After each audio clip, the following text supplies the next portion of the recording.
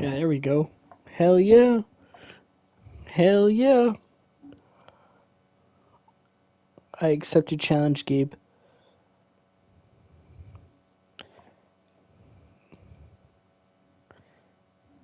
Individuals suffering from anxiety or depression may not have a positive experience playing this game.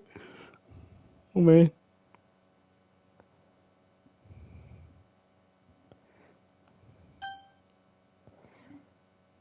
Would you like to do? No. No spoilers.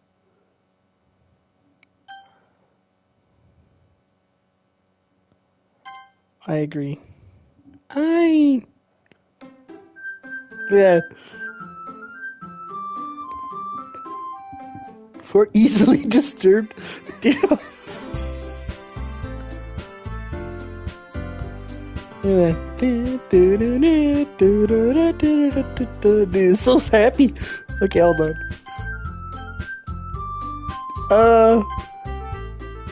It's like super loud.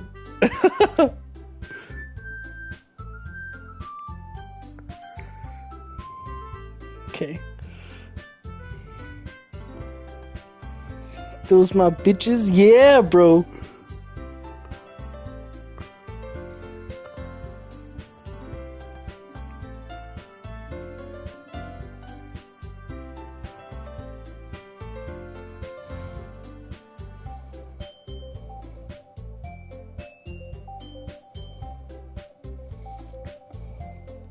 It's a good game. Gabe challenged me to chess, Giovanni. He thinks. He thinks. Okay, so does the sound good, Giovanni, or is it too loud? Or do you need a... Or do I need to, like, lower the volume down? And then the cool thing about... the PlayStation streaming is that this shit fucking... is that I could see everything you say, like, right here. Like, on my TV. It's awesome. Compared to, like, Xbox where I have to have, like, my phone out.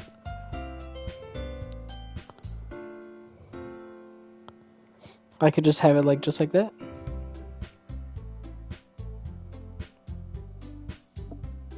Is good? Okay.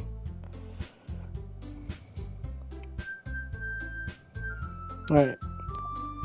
Because I did lower it. I'm sure you can see it. So, but your internet is sucking. No! So text speed should go a little bit. Auto forward time just a little bit. And audio cuts out? Damn. Is it because of me? Or is it because of your shit? Oh, man.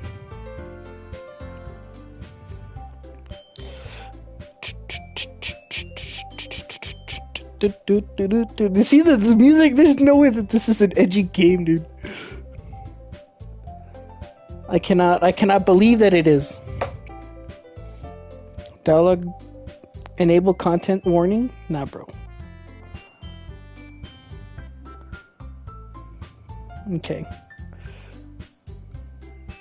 Cool. Alright, I think that's pretty good. We're gonna start a new game, bro. What is my name? Should I go with my... No, should I... Probably should, huh? Enter my name.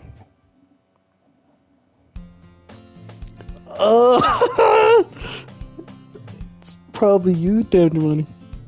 Look at that. Hey! I should just let it go on its own. Huh. Damn.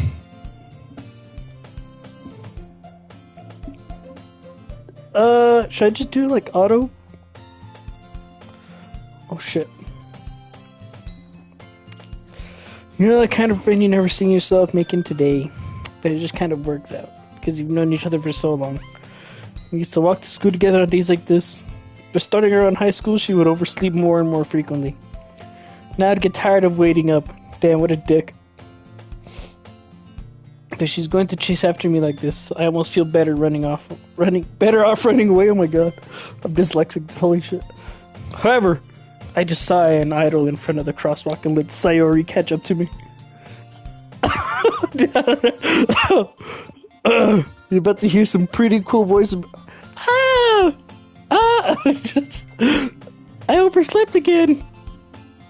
But I don't know if I want to do the voice, bro. But I got up to you this time. All the girls are just gonna have the same fucking. We're all gonna have the same voice. Me? Okay, well, it's me. Maybe, but only. Fuck, dude. Maybe, but only because I decided to stop you away for you. Yeah, did you do that? You say that? You say that like you were thinking about ignoring. Oh shit. That's mean. I'm not gonna say my name, dude. I shouldn't have used my name, bro. Fuck. Should use D's. Like D's nuts. Like, well, people stare at you for acting weird. I don't want them to think that we're a couple or anything. Well, yeah, bro. Fine. But you did wait for me after all. I guess you don't have it in you to be mean even if you want to. Whatever you say, Sayori. We cross the street together and make our way out to school. As we draw near, the streets become increasingly speckled. Say, ara. Or should I go? I don't know. As we draw near, the streets become increasingly speckled with other students making their daily commute. By the way, have you decided on a club yet? A club? Told you already I'm not interested in joining any clubs. I haven't been looking either. That's not true. After doing self-inserts, what does that mean? You just told me you want to join a club this year. I said, did I? I just add my fucking name. That's it. Gotta be immersed in these dating sims, bro. That's how you get the bitches. That's how you do it. It's like, I'm sure it's possible that I did in one of our many conversations where I dismissively go along with whatever she goes on about. Damn. Sawyer likes to worry a little too much about me when I'm perfectly content just getting by on the average while spending my free time on games and anime, bro. Fucking hell yeah. It's the way she goes. It's the way she goes. And she says anything else, you fucking tell her no. Go, I was talking about how I'm worried that you won't learn how to socialize or have any skills before college. Oh, I should say less. Your happiness is really important to me, you know. I know you're happy now, but I die at the thought of you becoming a Anito in a few years because you're not used to the real world. Stop. Protag is a cunt. Honestly, you trust me, right? Don't make me keep worrying about you. Say, alright. I'll look at a few clubs if it makes you happy. No promises, though. Will you at least promise me you'll try a little? Yeah, I guess I'll promise you that. Yay! Why do I let myself get lectured by such a carefree girl? More than that, I'm surprised I even let myself relent to her. Damn. I guess seeing her worry so much about me makes me want to see her ease at mind. At least a little bit, even if she does exaggerate everything inside of her head. School days is ordinary as ever. It's over before I know it. After I pack up my things, I stare blankly at the wall, looking for an ounce of motivation. Damn, bro. That's the way she goes. Clubs? Sire wants to check out some clubs. I guess I have no choice but to start with the anime club. Woo!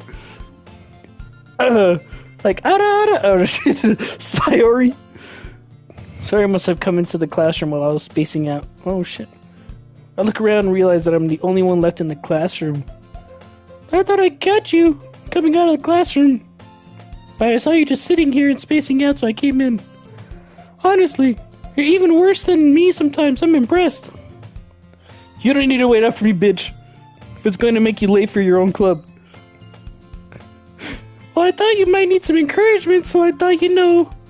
Know what? Well, then you could come to my club. Sayori. Oh, she goes, yeah. There's no way I'm going to your club. Damn, he's kind of a dick. I don't like that. Like give the Ara club, bro. Meanie. Dude, she's doing the pouty face. Ara. Yeah. Sorry, as vice president of the literature club. Not that I was aware that she has been any hold on. Not that I was ever aware that she had any interest in literature. In fact, I'm 99% sure she only did it because she thought it would be fun to help start a new club. Since she was the first one to show interest after the one who proposed the club, she inherited the title vice president. Oh shit. That said, my interest in literature is guaranteed to be even less. Yeah, I'm going to the anime club. Woo! Come on, please. Why do you care so much anyway? Well, I kind of told the club yesterday I would bring in a new member, dude. And Natsuki made cupcakes and everything. Don't make promises you can't keep. Should I yell? I can't tell if Sayori is really that much. Oh wait, no, that's the wrong voice. I can't tell if Sayori is really that much of an airhead, or if she's so cunning as to have planned all this out. I let out a long sigh. Gotta be immersed, bro. Fine, I'll stop by for a cupcake today. Yeah, let's go. And thus, today marks the day I sold my soul for a cupcake.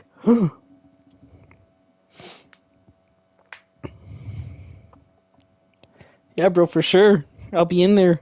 I'll be as famous as like Sasuke or Naruto. And then I'll be the one signing other people's stuff. I dejectedly follow Sayori across the school and upstairs, a section of the school I rarely visit. Sayori, full of energy, swings open the classroom door. Like, bam, she hits the fucking wall. Everyone, the new member is here. Told you not to call me a new member. Oh, wait, hold on. I glance around the room. Oh, shit. Hi! The busty, long-haired, tall woman. Say less. Damn, bro, I don't know what voice to use.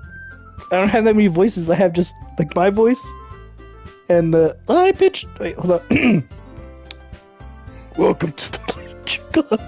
It's a pleasure meeting you.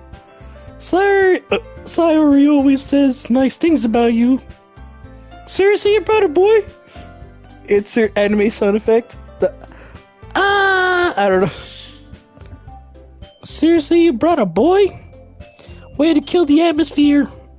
What a surprise. Welcome to the club. Okay, fuck it.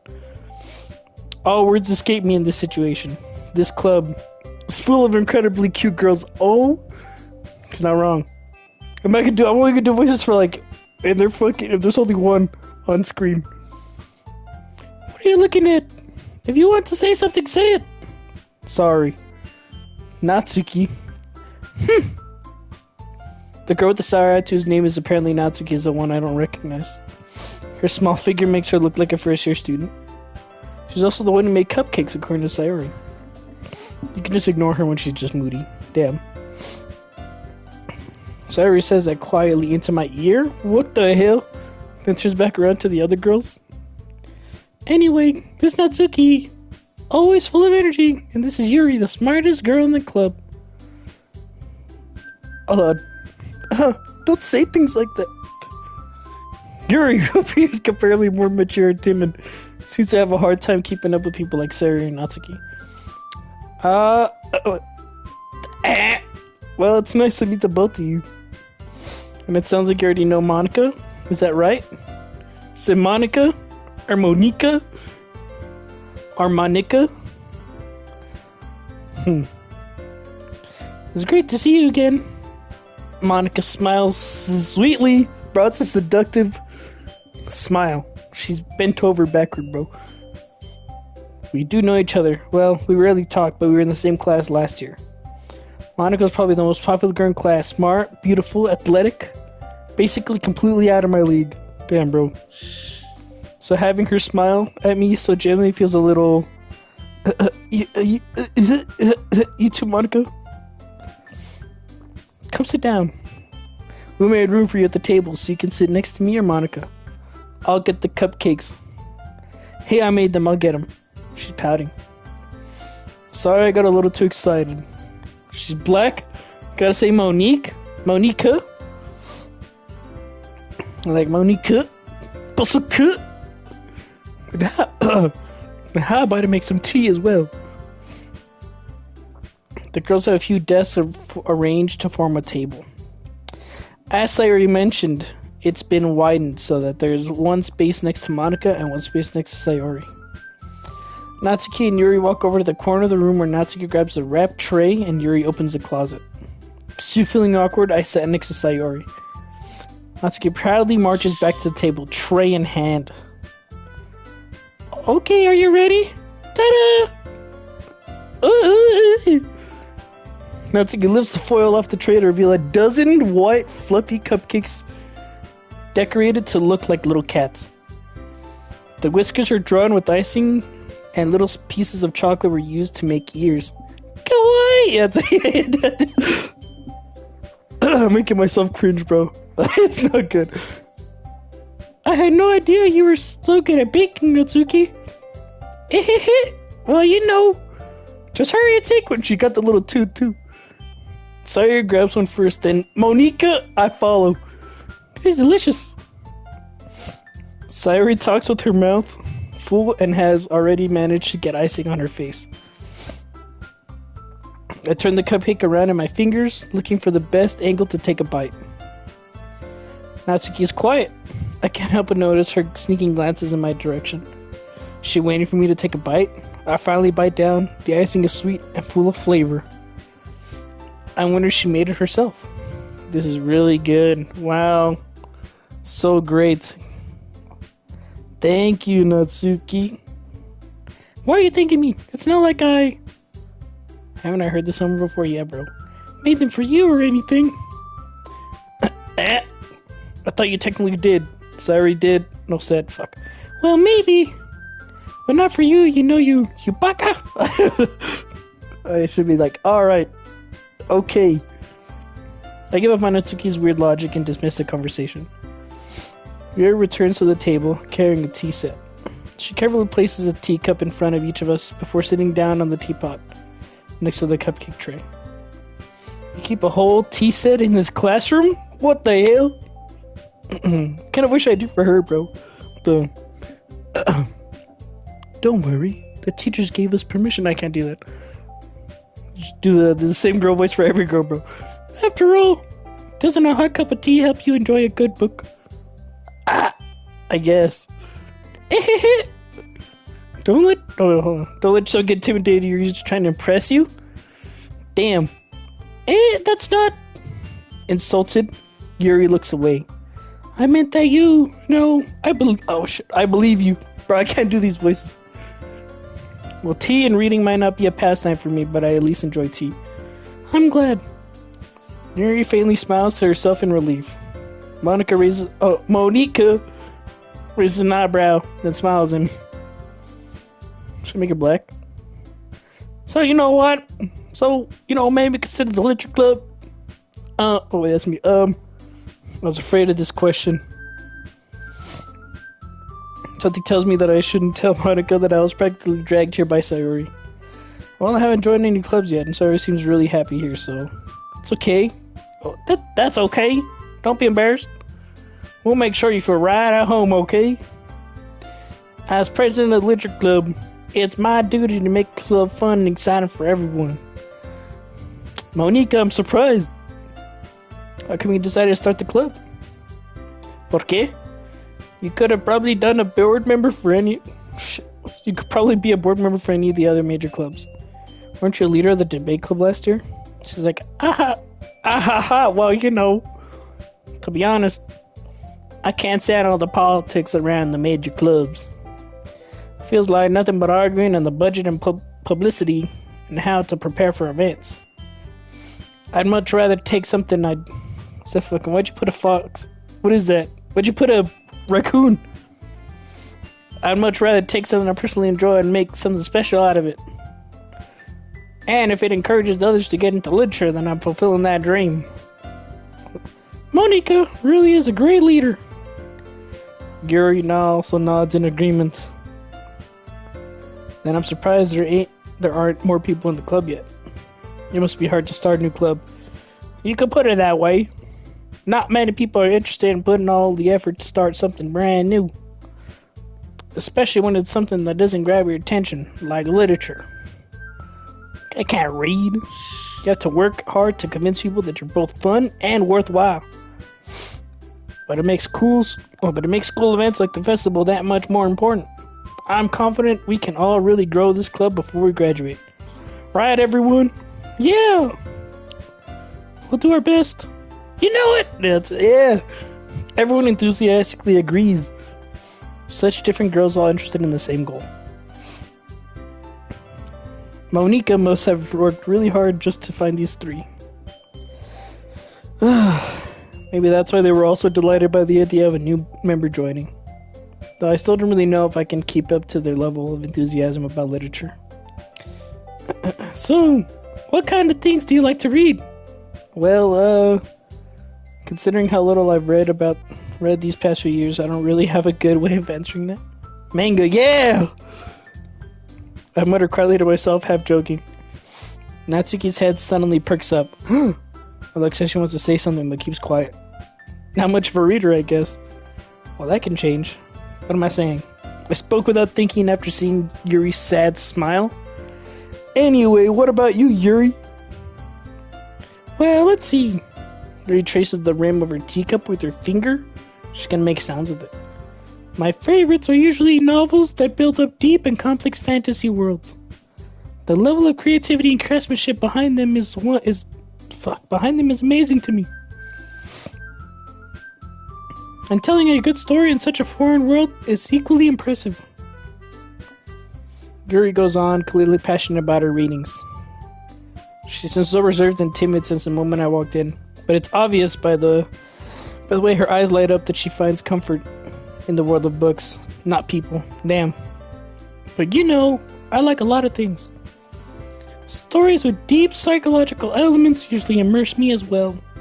Isn't it amazing how a writer can deliberately take advantage of your own lack of imagination to completely throw you for a loop? Anyway, I've been reading a lot of horror lately. I read a horror book once. I desperately grasp something I can relate to at the minimal level. At this rate, Yuri might as well be having a conversation with a rock. It's got Monica. Really? I wouldn't have expected that, Yuri. For someone as gentle as you. I guess you could say that. But if a story makes me think, or takes me to another world, then I really can't put it down. Surreal horror is often successful at changing the way you look at the world. If only for a brief moment.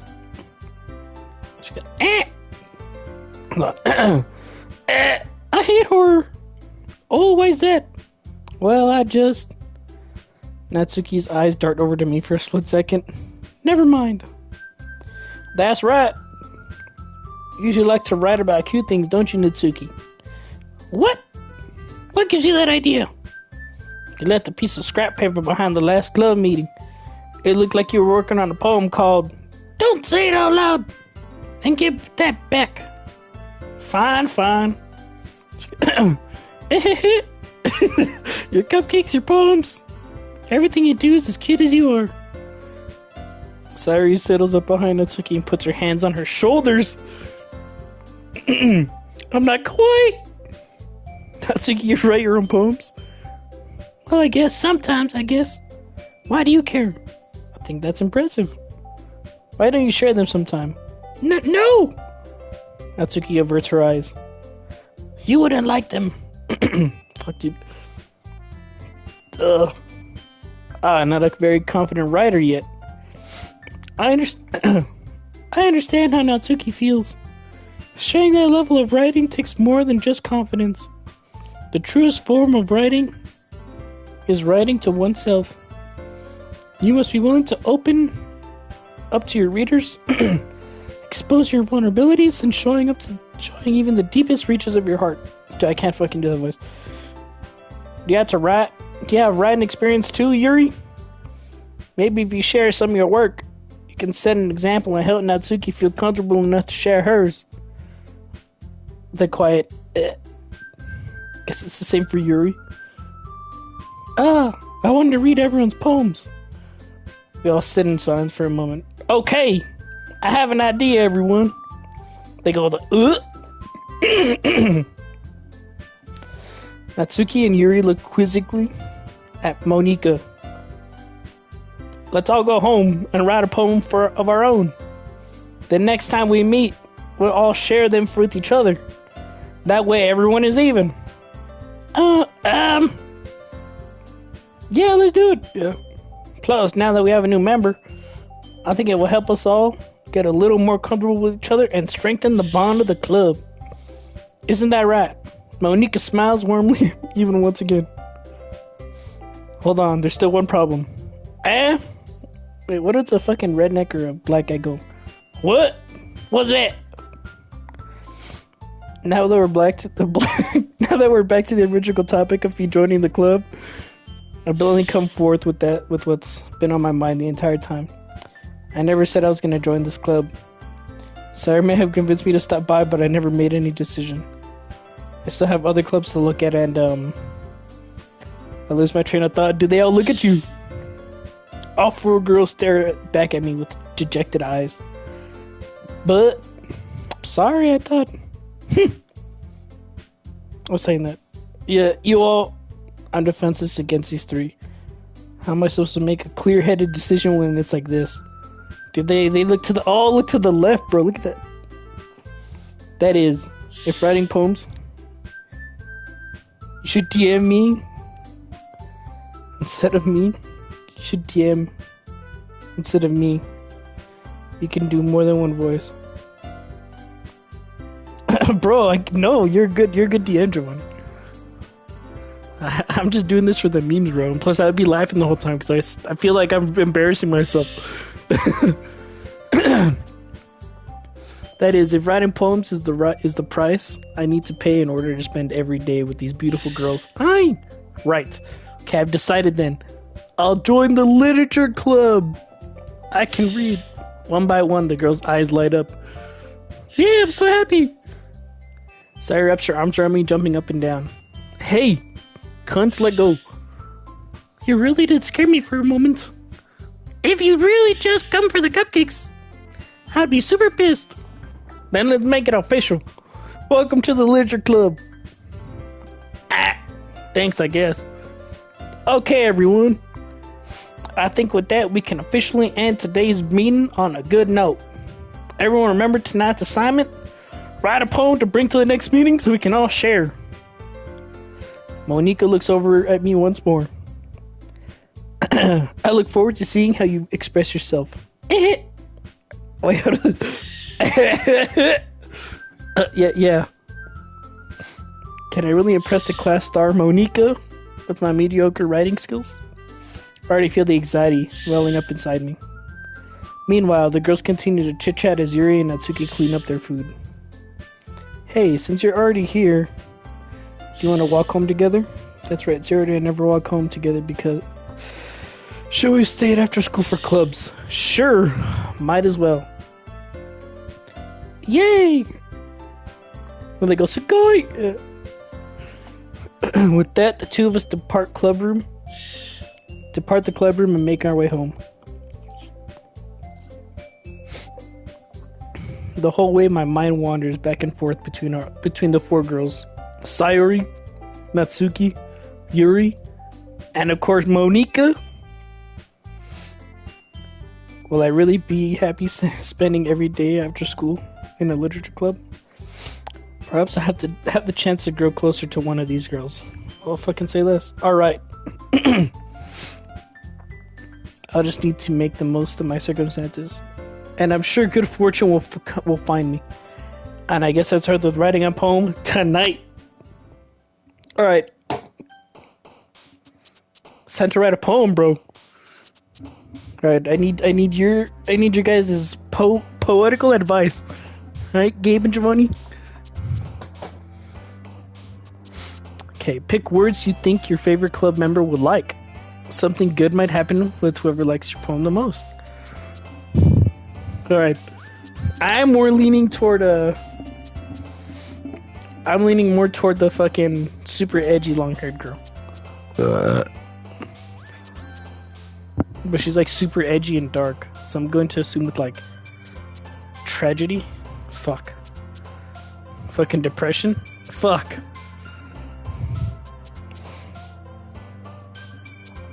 Treasure ambient. What's the ambient? Oh. Ocean, shame, graveyard play, essence, imagination, excitement, lazy, silly, and explode. What do you guys think? I think I'm gonna go with like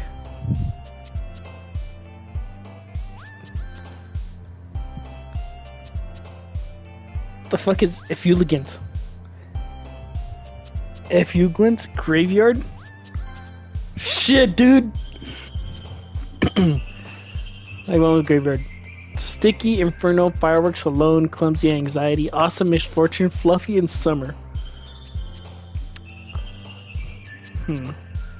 Fireworks? I'm debating between like misfortune. I don't know.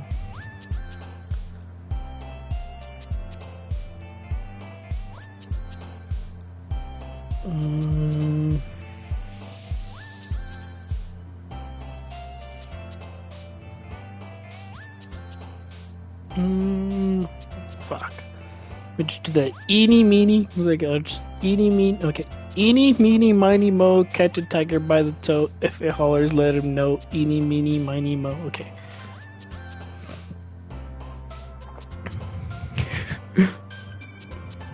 Sticky or alone? Oh, fuck. Doki Doki Poetry Slam? What the fuck? Got an achievement. Or I got trophy. Bliss, whirlwind, despise, chocolate, disown, cute, rainbow cage, sunny, and poof. I'm confused. It wouldn't be despise. Would it be disown? Because she's kind of fucking edgy.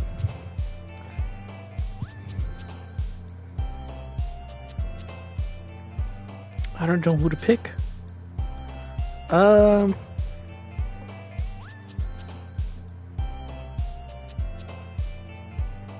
Despise? True. Despise. Yeah, I'll go with despise. Shoot! Pure prayer, broken, unrequited marriage, massacre, dark, flee, vertigo, or lucky? Damn, bro, between like dark, massacre. I don't know. Oh. I think massacre would be pretty good. But I don't know. Massacre? Let's do it. Oh my god.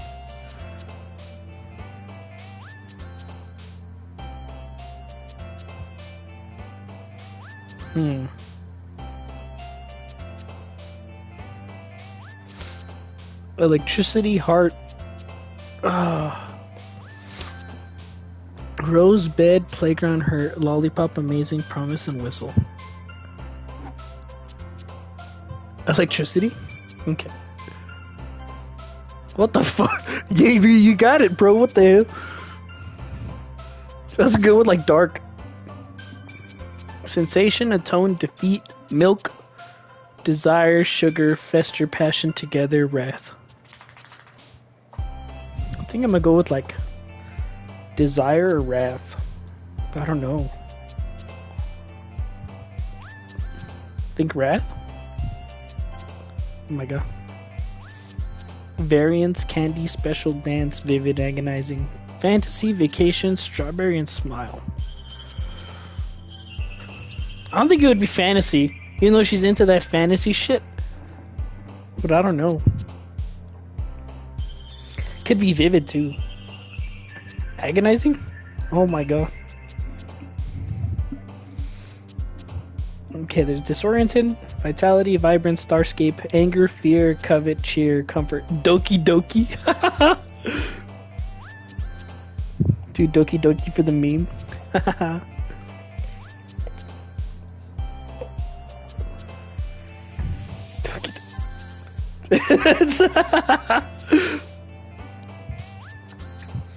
The skipping peaceful pout music adventure headphones landscape sadness giggle and lipstick. I think it would be adventure.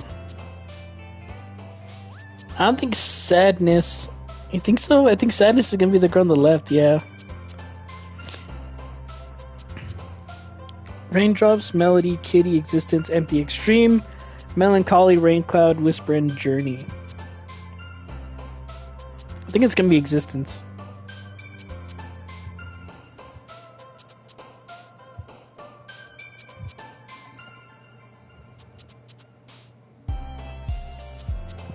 I think existence. Yeah. Go for it. Okay, here's the next one. Frightening nibble, puppy, disarray, suicide, bouncy, swimsuit, heaven sent, anime, and childhood. Well, obviously you pick anime, it's the girl in the middle. Childhood is obviously going to be the girl on the left. Swimsuit, I don't know. I think it'd be suicide or disarray.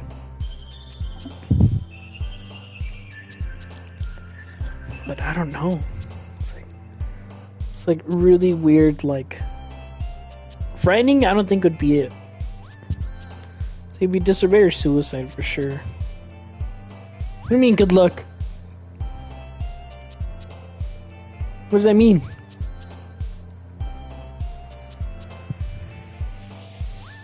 I'll go with disarray. Oh, hell yeah!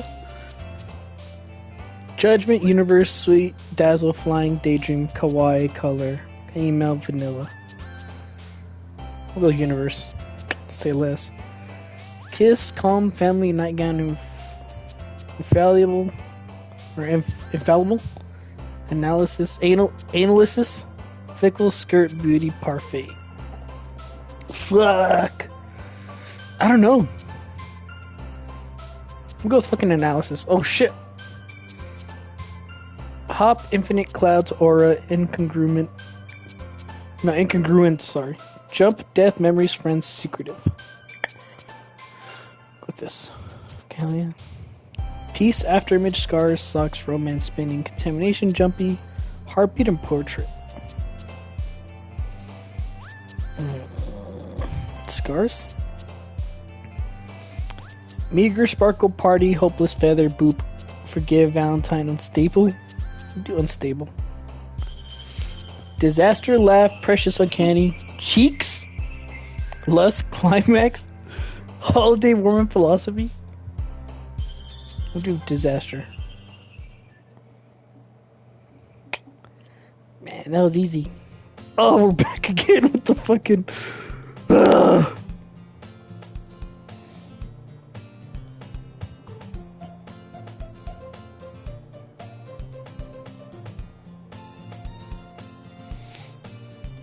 Okay. Hi again. Glad to see you didn't run away on us. Ha ha ha ha. Getting analysis paralysis? Nah, don't worry. This might be a little strange for me, but I at least keep my word. Well, I'm back at the literature club. I was the last to come in, so everyone else is already hanging out. Thanks for keeping your promise. I hope this isn't too overwhelming of a commitment for you, making you dive headfirst into literature when you're not accustomed to it. Oh, come on! Like he deserves any slack. Sire told me you didn't even want to join any clubs this year, and last year too. I don't know if you plan to just come here and hang out or what, but if you don't take us seriously, then you won't see the end of it. Natsuki, you certainly have a big mouth for someone who keeps her manga collection in the club room. Mama. Natsuki finds herself stuck between saying Monika and manga. Manga is literature. Swiftly defeated, Natsuki plops back into her seat. Don't worry, guys. Always gives it his best, as long as he's having fun. She helps me with busy work without me even asking. Like cooking, cleaning my room. How dependable. Sorry, that's because the room is so messy it's distracting. And you almost set your house on fire once? Is that so? You two are really good friends, aren't you? I might be a little jealous. How come? You and him can become good friends too. Sayori. Oh shit. As usually, Sayori seems oblivious to the weird situation she put me into. Oh, Yuri even brought you something today, you know? Wait, Sayori. Me? Not really. Don't be shy. It's really nothing. What is it? Give it to me. Never mind. Sayori made it Sayori made it sound like a big deal when it's really not. What do I do? I'm sorry, Yuri, I wasn't thinking. I guess that means it's up to me to rescue this situation. And don't worry about it. First of all, I wasn't expecting anything in the first place. So any nice gesture from you is a pleasant surprise. It'll make me happy no matter what. Is that so? Yeah. I'll make it a big deal if you don't want it to be. Alright. Well, here. Yuri reaches into her bag and pulls out a book. I didn't want you to feel left out, so I picked out a book I thought you might enjoy. It's a short read, so it should keep your attention, even if you don't usually read. And we could, discuss it if you wanted. How is this girl accidentally being so cute? She even picked out a book she thinks I'll like, despite me not reading much. Yuri, thank you. I'll definitely read this. For sure. I enthusiastically take the book.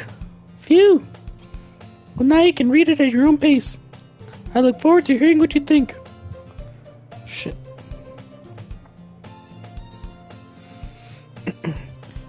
Now that everyone's settled in, I expect the Monica to kick off some scheduled activities for the club. But that doesn't seem to be the case. Sayori and Monica are having a cheery conversation in the corner. Yuri's face is already buried in a book, and I can't help but notice her intense expression, like she was waiting for this chance.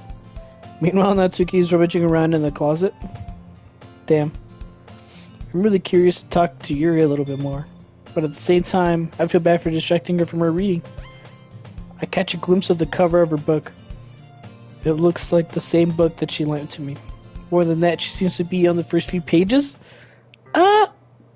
Crap. I think she noticed me looking at her. She sneaks another glance? She sneaks another glance at me, and our eyes meet for a split second. They meet? But that only makes her hide her face deeper in the book? Sorry. Like, what the hell is this? I was just spacing out. I muttered this, sensing I made her uncomfortable. Oh! It's fine.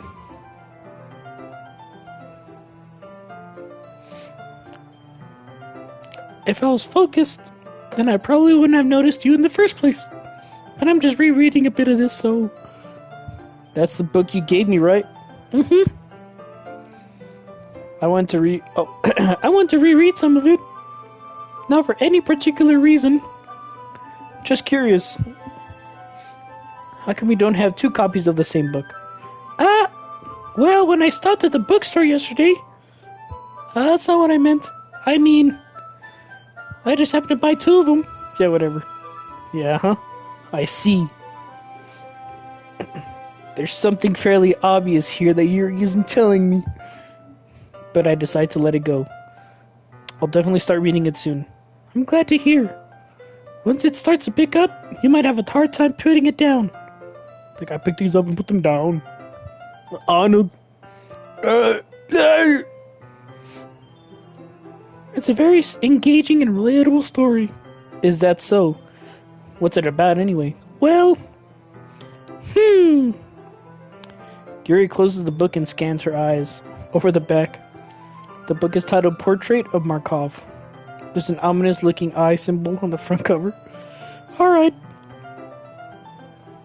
I just wanted to make sure I don't accidentally give anything away. Basically, it's about this girl in high school who moves in with her long-lost younger sister. But as soon as she does, her life gets really strange. She gets targeted by these people who escaped from a human experiment prison. And while her life is in danger, she needs to desperately choose who to trust. No matter what she does, she ends up destroying most of her relationships and her life starts to fall apart. What the fuck is that? It's kind of dark, isn't it? You made it sound like it was gonna be a nice story. So that dark turn came out of nowhere. Fucking hell yeah, it did. What the hell's that? Gary giggles gently all of a sudden. Are you not a fan of that sort of thing? Not really. It's not that. I mean, I can definitely enjoy those kinds of stories, so don't worry. I hope so. I totally forgot that Yuri is into those things. What the fuck is that? She's so shy and reclusive on the outside, but her mind sometimes seems to be on a completely different... Oh shit, well fucking I read that wrong.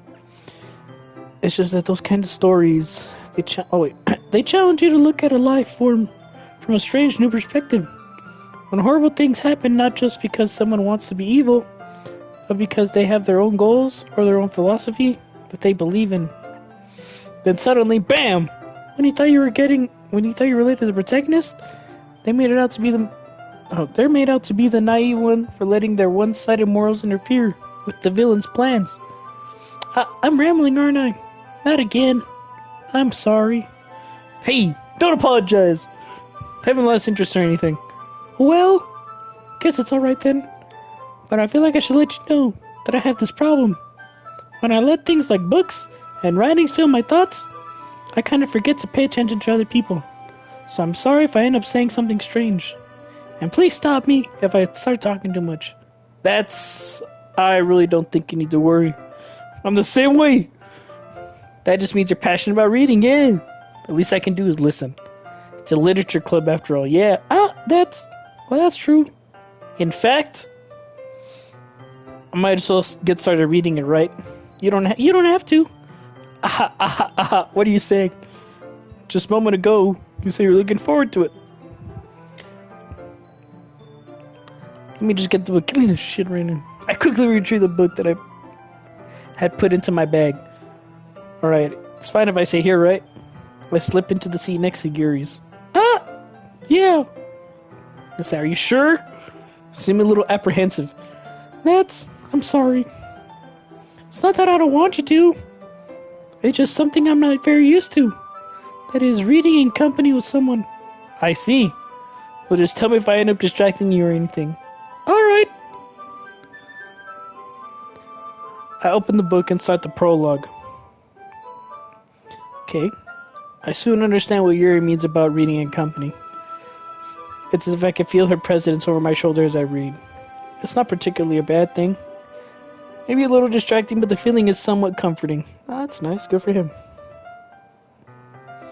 He doesn't feel like he has to show. Yuri's in the corner of my eye. I realize that she's not actually looking at her own book. I glance over. It looked like she's reading from my book instead. Sorry. I was just... Yuri, you apologize a lot, don't you? I do? I don't really mean to. Sorry. I mean... And I go, This should work, right? Slide my desk and up against Yuri's. Then hold my book more between the two of them. I suppose so. Yuri timidly closes her own copy. It's like that. Once we each lean in a little bit, our shoulders are almost touching. It feels like my left arm is in the way, so instead I use my right hand to hold the book open. I guess that makes it kind of difficult to turn the page. Here. Wait! Bro, I'm white! I got a white hand over there! This isn't more accurate. I'm brown. Yuri takes her left arm and holds the left side of the book between her thumb and the forefinger. I do the same with my right arm on the right side of the book. That way I can turn a page, and Yuri slides it. And Yuri slides under her thumb after it flips to her side. What the fuck is that, dude? I'm having a stroke. but I'm holding it like this, or huddled even closer than before. It's actually kind of distracting me. It's as if I could feel the warmth of Yuri's face, and she's in the corner of my vision. She glances over, bro. Are you ready? Are you ready? To turn the page. Sorry. I think I got a bit distracted for a second. I glance over at Yuri's face again, and our eyes meet. I don't know how I'll be able to keep up with her. That's okay. You're not as used to reading, right? I don't mind being patient if it takes you a bit longer. It's probably the least I can do. She smiles too, bro. Since you've been so patient with me. Yeah. Thanks. We continue reading. Yuri no longer asks me if I'm ready to turn the page. Instead, I just assume that she's finished the page before me, so I turn it by my own volition. We continue the first chapter in silence. Even so, turning each page almost feels like an intimate exchange. My thumb gently letting go of the page, letting it flutter over to her side as she catches it under her own thumb. Hey Yuri, this might be a silly thought, but the main character kind of reminds me of you a little bit. You think so? She's sad. She just hit in your face. Shame on you. How does she? Well, I guess she's more blunt in a lot of ways. But she also second guesses all the things that she says and does. Like she's afraid she'll do something wrong. It's not like I could see into your head or anything, but they're kind of reminiscent of some of your own mannerisms. I see. Yuri remains silent for a moment. But that's probably a terrible thing to have in common with her. That's so embarrassing that you think that. Wait! I didn't mean it in a bad way or anything. Sorry. I really didn't know you were self-conscious about that sort of thing. I guess I meant that it's kind of cute. Oh! What are you saying all of a sudden? Okay, everyone. I think it's about time we shared today's poems with each other. We might not have enough time if we wait too long. Yuri exhales, spared from finishing her thought. Is that alright, Yuri? You look kinda down. I'm sorry if you hadn't been looking forward to this. It's not. It's fine. Yuri releases her hand from the book, causing it to close on top of my thumb. Alright, cool, thanks. Guess I'll do some more reading tonight. Or would you prefer I read it only with you? I guess I don't have too much of a preference either way. In that case, I'll read a little more tonight. It'll be more fun to read with you after it picks up a bit, right? You know? That's good reasoning. In that case, feel free to finish the first 2 chapters in your own time. Alright. I stand up. I make a mental note of where I left off in the book. And slip it back into my bag. So, Monica, by the way, did you remember to write a poem last night? Yeah? My relaxation ends. Can't believe I agreed to do something so embarrassing. I couldn't really find much inspiration since I've never really done this before. Well, now that everyone's ready, why don't you find someone to share with? I can't wait. Cyrus and Monica enthusiastically pull out their poems. Cyrus is on a wrinkled sheet of loose leaf paper, torn from a spiral notebook. Oh, fucking read that wrong. On the other hand, Monica wrote hers in a composition notebook. I can already see Monica's pristine handwriting from where I sit. Damn. Natsuki and Yuri reluctantly comply as well, reaching into their own bags. I do the same myself. Should I just go top down? Should I go Monica because she has the best accent? To go Yuri first. Oh my god, hold on, I gotta drink some of my...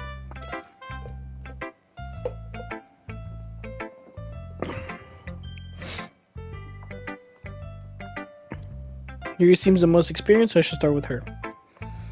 I can trust her opinion to be fair. As Yuri reads the poem, I notice her eyes lighten.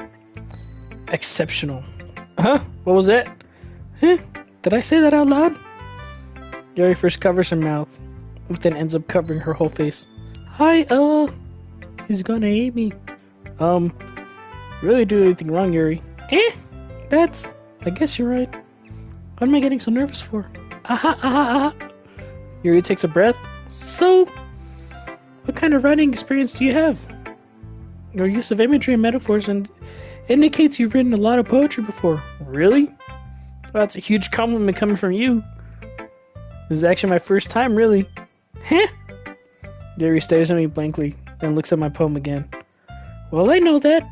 I just meant, Yuri trails off, unable to find an excuse. She traces her finger along the words in the poem, as if breaking it down more thoroughly. Yeah, okay. This is the reason I was able to tell. Wait, hold on. It's that there are specific writing habits that are usually typical of new writers. And I haven't been through that myself. I kind of learned to pick up on them.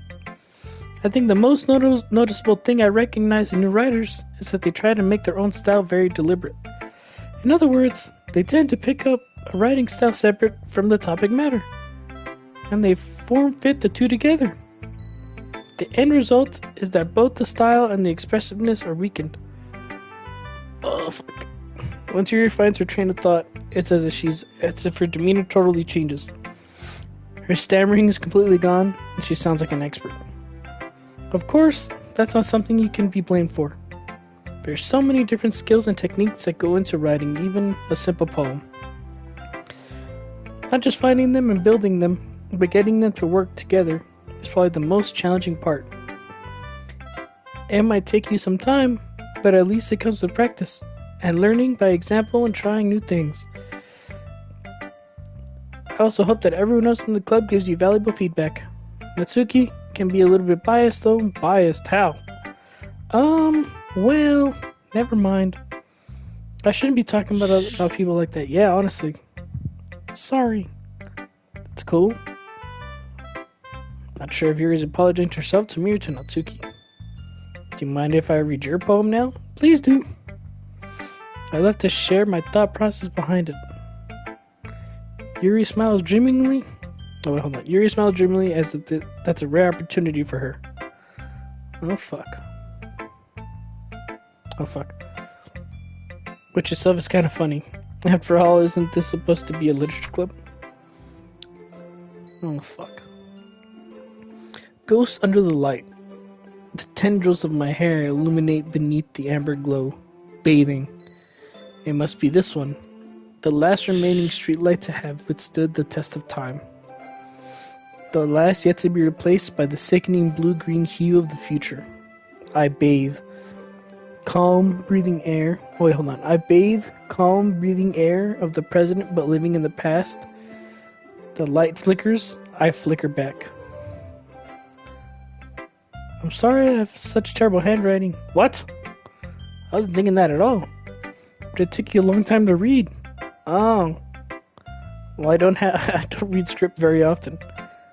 I was actually thinking your handwriting is pretty. That's a relief. Also, I liked the poem. Even though it's short, it was really descriptive. It wasn't too short. I usually write longer poems. Not at all. I'm really glad you liked it. I'll be honest. Since it's our first time sharing, I wanted to write something a bit more a little mild. Something easy to digest, I suppose. Are you in a ghost, Yuri? Actually, the story isn't about a ghost at all. Really? I must have totally missed the point. Well, I suppose you did only glance over it after all. But remember that poets often express their own thoughts, feelings, and experiences in their work. They usually do more than tell a simple story or paint a picture. In that case, perhaps the subject of the poem is only being symbolically compared to a ghost, lingering in her last remaining place of comfort, unable to let go of the past, and soon to be left with nothing. That's a lot more solemn putting it that way. I hadn't even thought of that. That's impressive.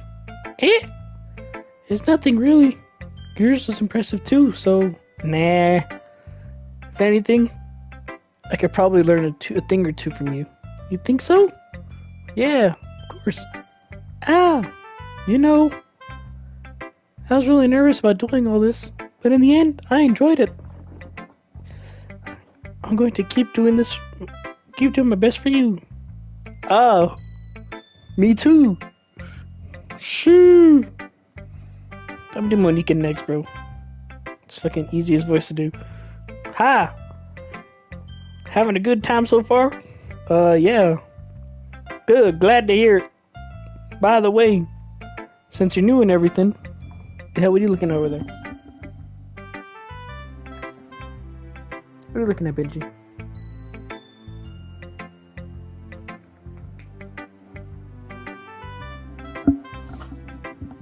If you ever have any suggestions for the club, like new activities or things we can do better, I'm always listening. Don't be afraid to bring things up, okay? Alright, I'll keep that in mind. Of course I'll be afraid to bring things up. I'm much better off just going with the flow until I'm more settled in. Anyway, want to share your poem with me? It's kind of embarrassing, but I guess I have to. Don't worry. We're all a little embarrassed today, you know? But it's that sort of barrier that we'll all learn to get past soon. Yeah, that's true. I hand Monica my poem. Great job. I was going, ooh in my mind while reading it. It's really metaphorical. I'm not sure why, but I didn't expect you to go for something so deep. I guess I underestimated you. It's easiest for me to keep everyone's expectations low. That way it always counts when I put in some effort. That's not very fair. Well, I guess it worked anyway. You know that Yuri likes this kind of writing that's full of imagery and some symbolism. Unlike Sayori, who likes using simple and direct words to describe happiness and sadness. Yuri likes it when readers are left to derive their own meaning out of it. It's very challenging to write like that effectively. Both allowing people to get something out of it just by few, or letting them deeply analyze all the gnosis. It can take years of practice, which I'm assuming Yuri has at this point. I never really asked though. I'm sure I'm nowhere near her level yet. Don't worry so much about that. You do your own thing. Just keep exploring and learn by trying new things. I'm sure I'll end up trying different things. Fuck, man. Ugh, I can't read. It's not allowed. I'm sure I'll end up trying different things a lot. It could take a while before I feel comfortable doing this. That's okay. I'd love to see you try new things. That's the best kind of style that suits you. Everyone else might be a little biased toward their own kinds of styles, but I'll always help you find what suits you the most. So don't force yourself to write the way everyone else wants you to write. It's not like you have to worry about impressing them or anything.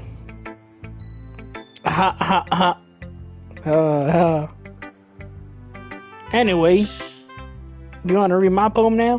Don't worry, I'm not very good. Guess I'm pretty confident for someone who claims not to be very good. Well, that's because I have to sound confident. That doesn't mean I always feel that way, you know? Well, let's read it then. There's this long, holy shit. Hole in wall. Couldn't have been me. See the direction sparkle protrudes. See the direction the sparkle protrudes. A noisy neighbor, an angry boyfriend, all I never know. I wasn't home. I peer inside for a clue. No, I can't see. I reel blind like a film let out in the sun. But it's too late. My retinas. What? Already scorched with a permanent copy of the meaningless image. It's just a little hole. It wasn't too bright. It wasn't too deep. Stretching forever into everything. A hole of infinite choices. I realize now that I wasn't looking in. I was looking out. And he on the other side was looking in. Bro. That's dark as hell. So what do you think? It's very freeform, what you call it. Sorry, I'm not really the right person to ask for feedback. Aha, that's okay. Now, that kind of style has gotten pretty popular nowadays. That is, a lot of poets have been putting emphasis on the time between words and lines. When performed out loud, it can be very powerful. Praise the Lord. What was the inspiration behind this one? Well, I'm not sure if I know how to put it. I guess you could say that I had some kind of epiphany recently. It's been influencing my poems a bit. An epiphany? Yeah, something like that. I'm kind of nervous to talk about deep stuff like that. It's kind of coming on strongly. Maybe after everyone is better friends with each other. Anyway, here's Momika's writing tip of the day. Sometimes when you're writing a poem or a story, your brain gets too fixated on a specific point. If you try so hard to make it perfect, then you'll never make any progress. Just don't force yourself to get something down on the paper and tidy up later. Another way to think about it is this. If you keep your pen in the same spot for too long, you just get a big, dark puddle of ink. So just move your hand and go with the flow. That's my advice for today. Thanks for listening. I guess I'll go with Sayori next. Oh, this is a good poem. Are you sure this is your first time? Of course. It's not that good. Am I the kind of guy who would be writing poems in his spare time? I guess you're right. No, but that's why it impressed me. Well, to be honest, I was afraid that you wouldn't do it seriously, or that you wouldn't write it at all. I'm really happy just that you wrote one. It reminds me of how you're really a part of the club now. Not to mention the fact that I'm standing in front of you in the club room. Well, of course. I'm not really into it yet, but that doesn't mean I'll break my promise. See? It's like I said before. Deep down, you're not selfish at all, you know? You're a really bad MC, bro. Trying new things like this for other people, that's something that only really good people do. Thanks, Sayori. I'm not sure if Sayori sees the full picture of my motive here. Then again, I can't deny that she's part of the reason I joined. Knowing how much this means to her and all. Yeah! And I'll make sure you have lots of fun here, okay? That'll be my way of thanking you. Alright, I'm gonna hold you to that then. Yay! Now you'll read my poem too, right? Don't worry, I'm really bad at this. We'll see about that. The fuck is this? Dear sunshine, the way you glowed through my blinds in the morning, it makes me feel like you miss me. Kissing my forehead to help me out of bed, making me rub the sleepy from my eyes. Are you asking me to come out and play? Are you trusting me to wish away a rainy day? I look above, the sky is blue. It's a secret, but I trust you too. If it wasn't for you, I could sleep forever. But I'm not mad. I want breakfast. Sayori, this is just a guess, but did you wait until this morning to write this poem? No! Just a little bit. Can't answer just a little bit to a yes or no question. I forgot to do it last night. Well, at least it makes me feel a little better about myself. Dude, what a dick.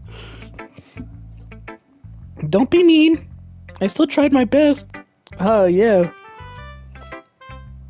I didn't mean to say that it was a bad poem.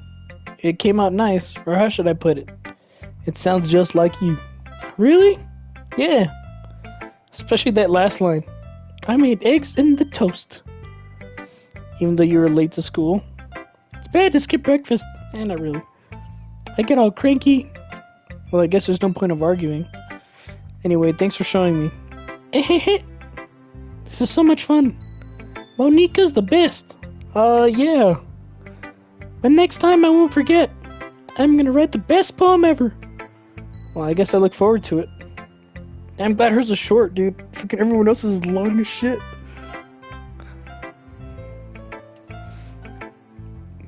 If you're not going to take this club seriously, then go. What? Harsh. What do you expect me to believe? That you actually put effort into this? Do you think I'm stupid? I'm not a writer, what the hell? Maybe it's not very good, but yeah, I did put in effort. We all start somewhere, right? If you're so proud of the first poem you ever wrote, then I'd like to read it. Painful to think about, huh? Fine. Well, sorry. You'll get better anyway. I tell you what to improve, but you're better off just trying again. Fair enough. Well, to each their own, I guess. Anyway, I guess I gotta share mine now. Knowing you, you'll probably think it's stupid.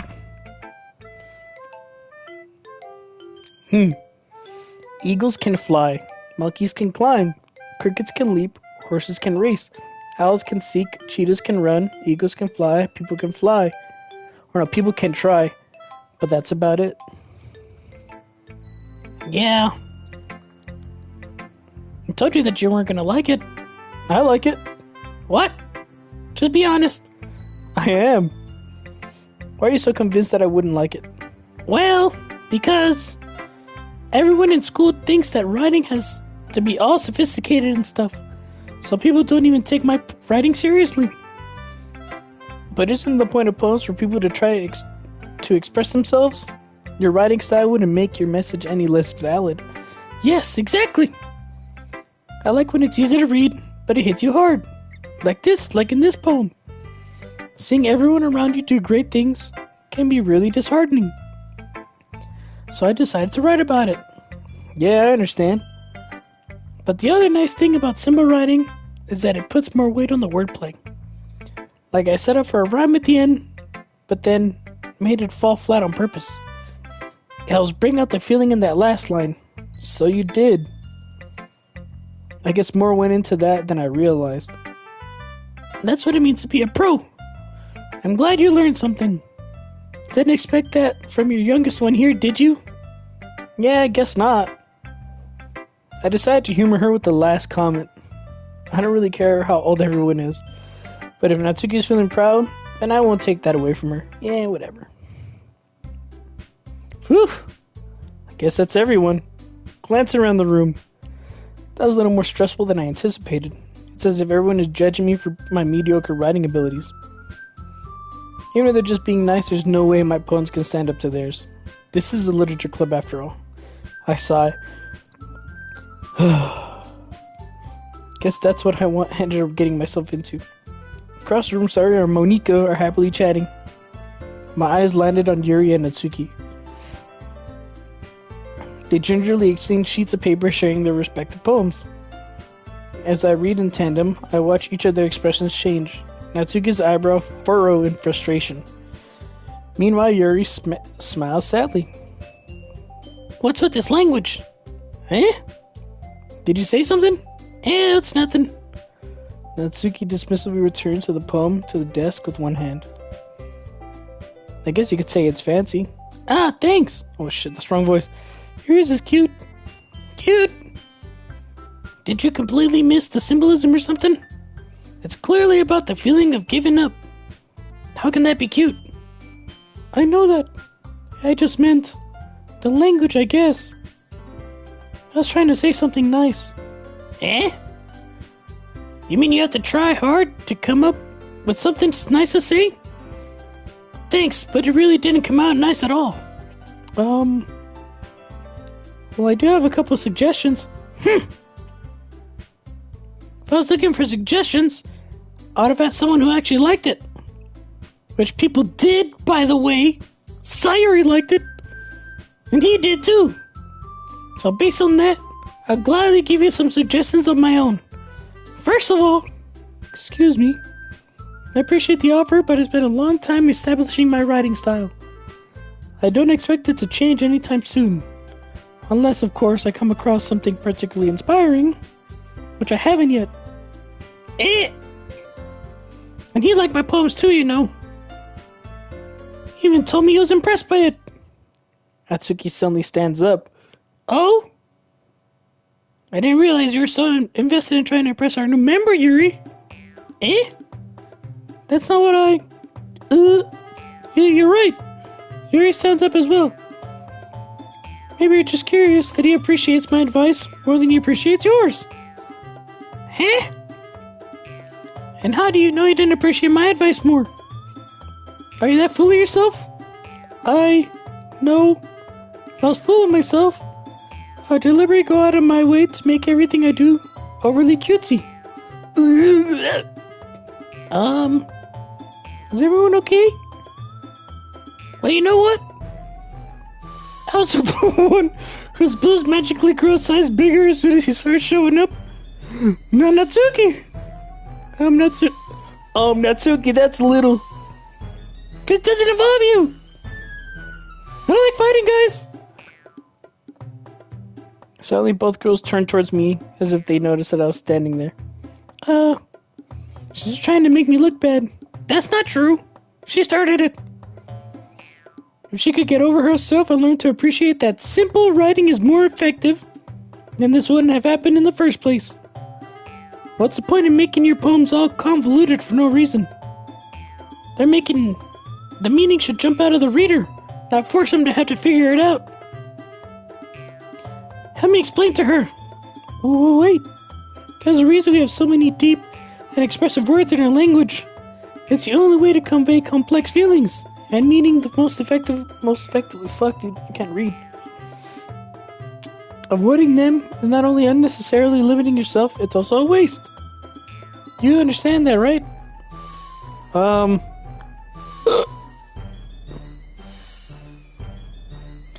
did I get dragged into this in the first place? It's like I know anything about writing, but whoever I grew with will probably think more highly of me. Fuck! I think Giovanni left and so did Gabe.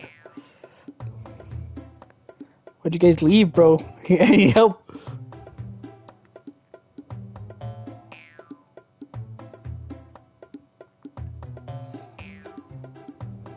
Oh, Giovanni, you're here? Thank you. I'm glad you're putting up with my really shitty voices. It makes you cringe a little, because this makes me cringe a little, just a little bit. But I don't know who to pick, bro. I want to go with Yuri. Just got back from digging a hole. Nice. I'm glad. Hey, if you finish early, you could hang out. I just don't know how I want to go. Do I want to go Natsuki? It's based. Thank you. Should I go Natsuki, Yuri, or ask for Sayuri's help? I want to go Yuri.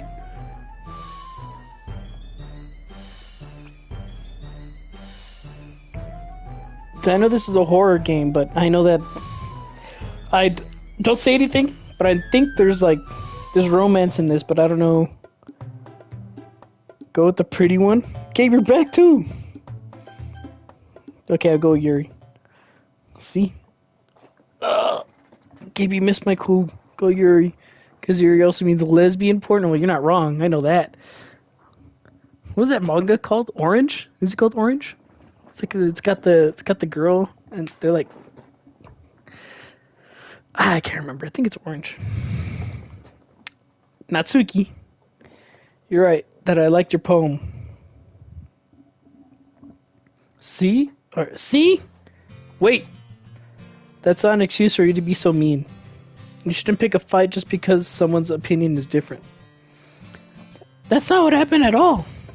Yuri wouldn't even take my poem seriously. I understand. Yuri? You know, Yuri isn't just porn, it means gay. Yeah. It's like the guy version. It's not... It starts with the Y too. I know it's Yuri, and then... I forgot else what they said. Fuck, well, I don't know.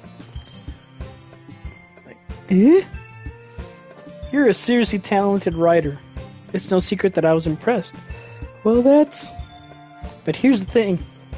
No matter how simple or refined someone's writing style is, like Yuri on Ice, the anime, isn't that just like a... That anime is about gay stuff? I thought it was just them, like, skating. I thought Yuri on Ice was just, like, skating. And I thought you're gonna say the ice cream, where they go, ice cream.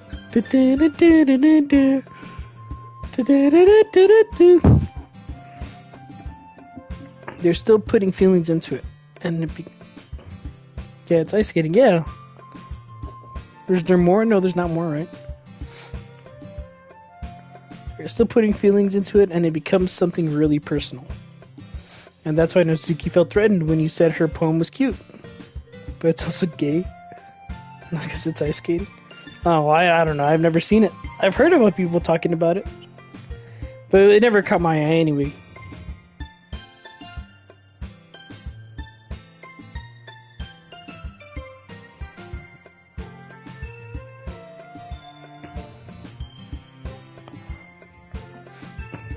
I see. I didn't notice that I'm sorry. But Natsuki, you took it way too far. Yuri means well. And if you just told her how she felt... Oh no, wait.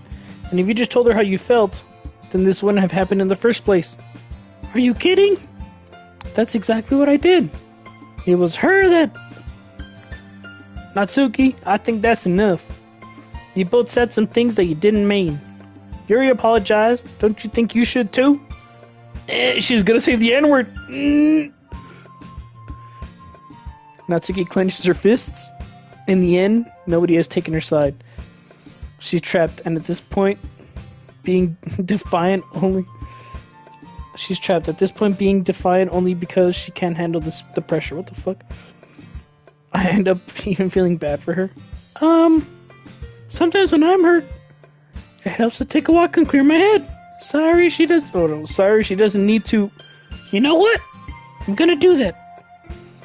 It'll spare me from having to look at all your faces right now. And then she just...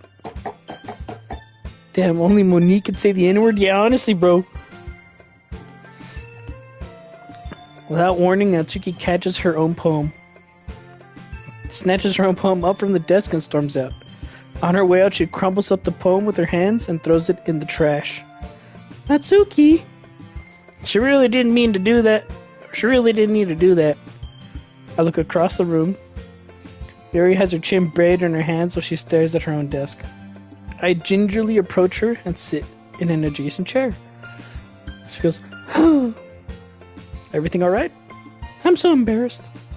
I can't believe I acted like that. You probably hate me now. No, Yuri! How could anyone not have gotten frustrated after being treated like that? You handled it as well as anyone could. I don't think any less of you. Well, alright, I believe you. Thanks. You're too kind. I'm thankful to have you part of this club now. It's nothing. One more thing. That one thing that Natsuki said about, I could never do something so shameful. So... Huh? What did Natsuki say? Never mind that. I'm gonna make some tea. Yeah, good idea. Make enough for more than one person, okay? Yeah. Damn. There goes Monica. Okay, everyone. Dude is getting frustrated, sexually frustrated. Honestly, dude, he just wants to smash. My boy's starving.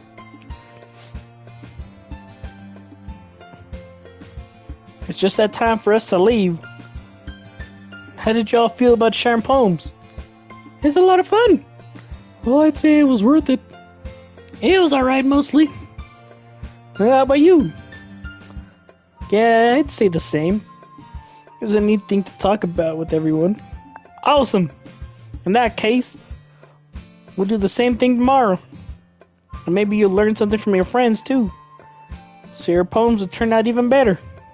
I think to myself, I did learn a little more about the kinds of poems everyone likes. With any luck, it means I can at least do a better job impressing those I want to impress. I nod to myself with newfound determination. She calls out to me. I'm not gonna say my name. Ready to walk home? Sure, let's go. Sayuri beams at me. It truly has been a while since Sayuri and I have spent this much time together. Can't really say I'm not enjoying it either. Sayuri, about what happened earlier. Yeah? What do you mean? Between Yuri and Natsuki. Does that kind of thing happen often? No, no, no! That's really the first time I've seen them fight like that. I promise they're both wonderful people. You don't hate them, do you? No, I don't hate them. I just wanted your opinion, that's all. I can see why they make good friends with you. Phew! You know, it's nice that I get to spend time with you in the club. But I think seeing you get along with everyone is what makes me the happiest. And I think everyone really likes you too. That's it. Every day is going to be so much fun. It looks like Sayori still hasn't caught on to the kind of situation I'm in. Sure, being friends with everyone is nice, but does it really need to stop there? We'll just have to see what the future holds, Sayori. Pat Sayori on the shoulder? I said that more to myself than to her. It's easy to use Sayori as an internal monologue sometimes. Okay. Yeah. Let's do this. Another one?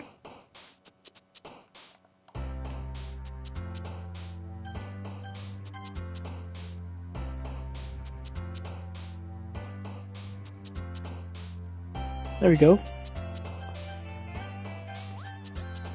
Let's see.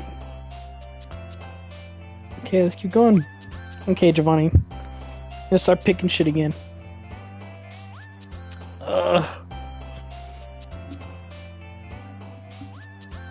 Go with agonizing. Oh, hell yeah. Misfortune, secretive rose, hair, atone, rain-clad existence. To existence. Lazy. Cheeks. It's too late now, Giovanni. Okay, I'll wait till you catch up. If it does. Unless my internet's shitty.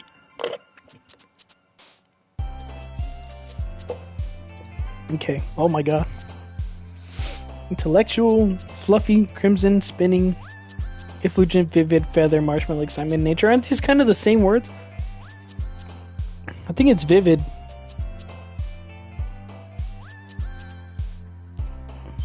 Now's your internet. Oh. Empty, Doki Doki. Tenacious, essence, sticky, hope, memories, electricity, desire, and horror.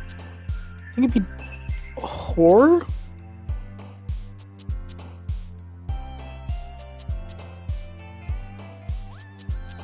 Sticky? Wrong. Bliss, frightening, destiny, charm, shiny, family, sunny, twirl, judgment, and kiss. But, yeah. Imagination, poof, fireworks, vibrant, together, sensation, Valentine, cheer, candy, and playground. Yeah, I'm stuck on this one. I would say, like, vibrant. No, vibrant would be like the girl in the middle. Sensation would be the girl on the right.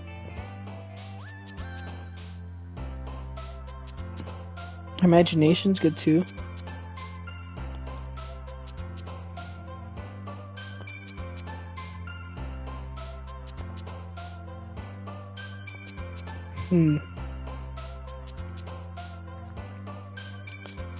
I'm gonna go with I don't know, sensation, Giovanni. I think that would be pretty good. Who don't you want? Or who do I want, or who don't I want? I want the black-haired girl.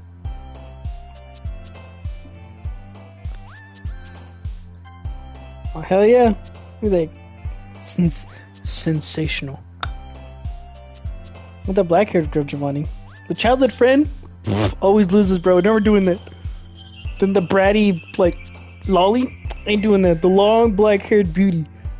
Amazing. Eternity for this one? Damn.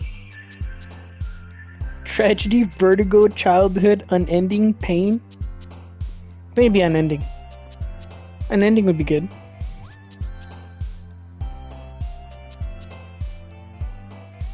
To your eternity? Yeah, that's a sad thing too.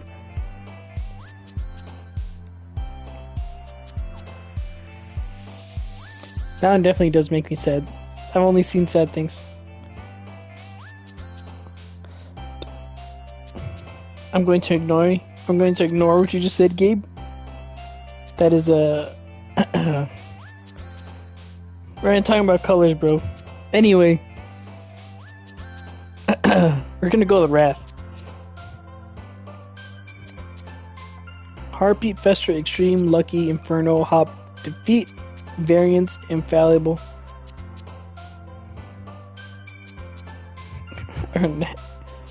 Analysis. I don't know which one. Analysis? Sure. So Loud, Clouds, Captive Skipping, Infinite, Fireflies, Calm, Fear, Peaceful Rainbow. Infinite, I think?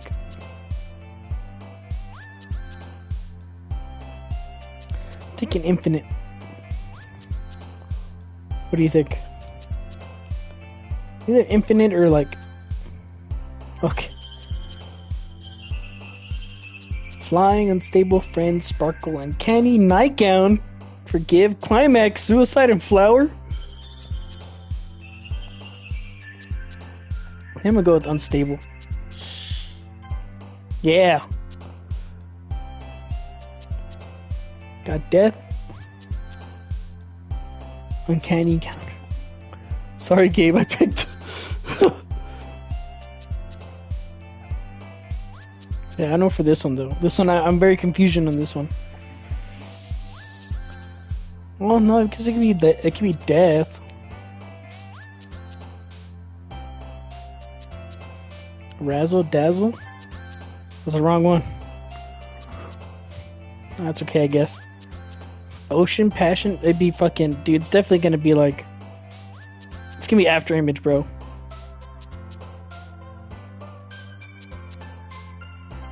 Yeah, see? I knew it. Oh, Whale? It's okay. The Whale. Buffy the Vampire Slayer. Marriage, Tears, Dance, Games, Anime, Pink, Hopeless, Jumpy, Beauty, Alone.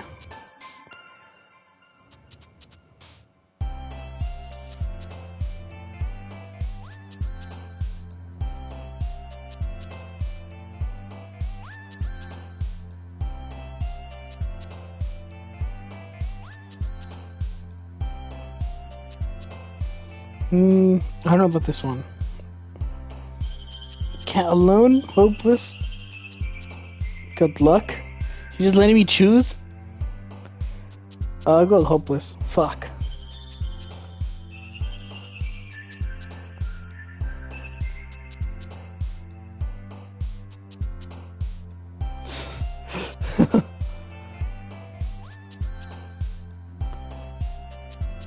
Got it wrong. Cannot believe this. It's okay. This one, I'm probably gonna do like entropy. Okay, I don't know what that word meant, but it was that. Cute, chocolate, time, silly, romance, amazing, bed, anchor, dark. You do dark. Damn. Blanket, fickle, explode, disarray. Do disarray. Just guessed correctly. Wow. Time.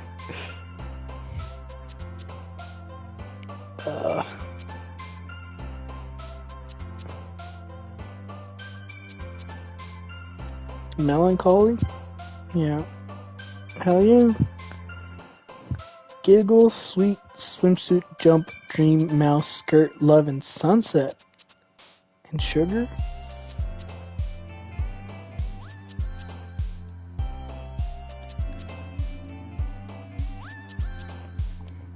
I guess dream would kind of make sense. Sunset? We chose the childhood friend, Giovanni. This dream will fucking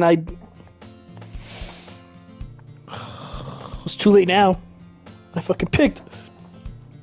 Here's another day passes and it's time for club meetings already. I've gotten a little more comfortable around here over the past couple days.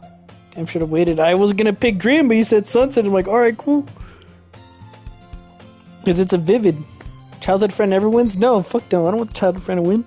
There's only one time I kind of wanted the childhood friend to win. And it was in Nisekoi. Alright? Like the only time I wanted the childhood friend to win. And I was kind of rooting for it a bit. But then she ends up having like a happy yes. It's like the only one. And other than that, like entering the club room, the usual scene greets me. Hi! Yo, Sayori. Looks like you're in a good mood today. I'm just still not used to you being in the club, that's all. I see. It's a pretty simple thing to get you in a good mood. But I guess it's always the simple things with you anyway. Speaking of... oh, shit. But they are all kind of childhood friends? Nah, Gabe, it doesn't really count. Because that girl stayed with him. Childhood friend stayed. Childhood friend counts for the MC if she stayed with him, like, all her, like, life. That's a childhood friend. Like, Nisekoi, she was with him all the way through, and then he picked fucking the blonde girl. And the blonde girl left. I forgot, Chitoge, that's what her name is, Chitoge. She left, so it's not childhood friend. But Onodera, she stayed. So she just was like, no.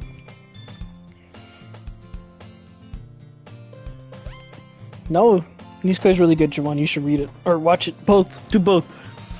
Yeah, he gave them a key. But he only gave one girl the correct key. Hey, what is this? What is this? What is this? Hey, Giovanni. Speaking of which, I'm kind of hungry. Will you come me to buy a stack? No thanks. Eh? That's not like you at all. It is pretty solid. I have my reasons. Why don't we take a look at your purse, Sayori? Eh? Why that all of a sudden? No reason really. I just wanted to look at it. Sayori nervously retrieves her coin purse. She fumbles to the latch and gets it open. She turns it upside down and lets the contents spill out onto the desk. Only 2 small coins fall out. Ha ha ha! I knew it! I could see right through you, Sayori. That's not fair. How did you even know? It's simple. If you had no money in the first place, you would have bought a snack before coming to the club room.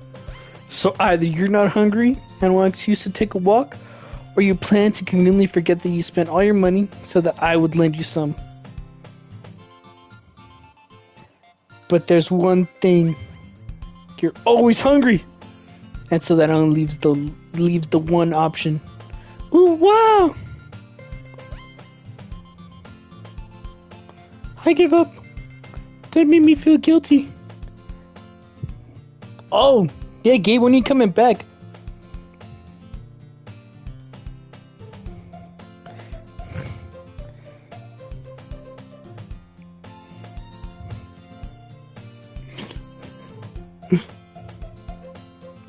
Crash before I get there.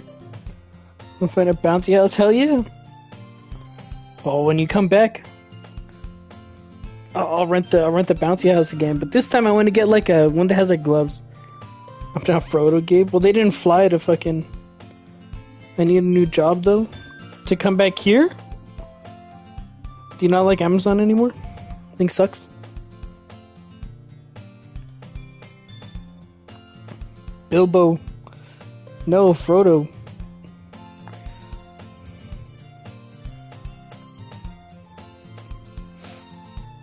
If you feel guilty, that means you deserve to feel guilty. Ha ha ha! Yuri suddenly giggles. The mandarin got real bad, damn. Fly, you fools. Come back over here. I think Best Buy might be hiring. You could apply here. But usually they have a lot of openings, I think. Just gotta check. Could do what I do. Oh, you're a Gandalf? Yeah. I didn't notice that she was listening in. Her face is in her book as always. I wasn't listening or anything. It was just something in my book. Yuri! Tell him to let me borrow some money. That's... Don't get me involved with something like that, Sayori. Besides, you should only buy what you can responsibly afford.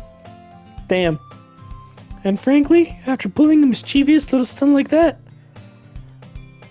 your suffering is fair and is fair enough retribution. Did I didn't mean that. I got too absorbed into my book.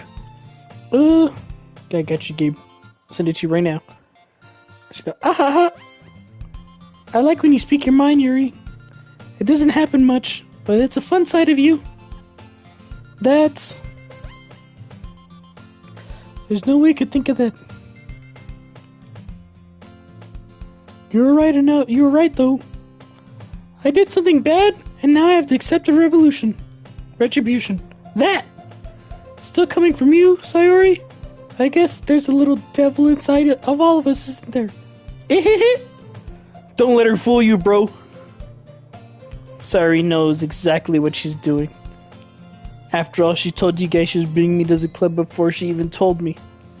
But, you wouldn't have come if it weren't for the cupcakes. So I had to trick Natsuki into making them. Come on, give me more credit than that, Sayori.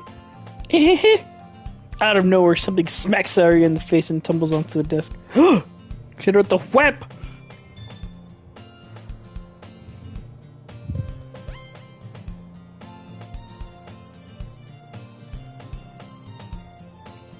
You could get I texted it to you. Hit the whap. She goes, yeah! Ow! What was? Eh? A cookie? Sure enough, it's a giant cookie wrapped in plastic. Well, no shit, Giovanni. Sayori glances around. Is this a miracle? It's because I paid my retribution.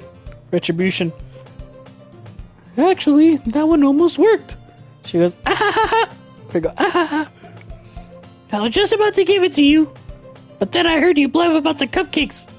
It was totally worth seeing your reaction.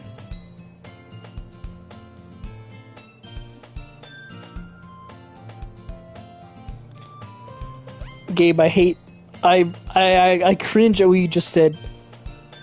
That was such a dad joke. Shut up. I fucking hate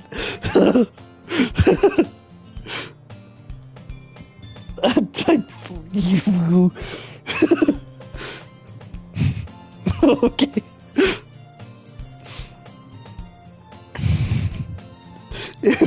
It was totally worth a real knee slapper, yes.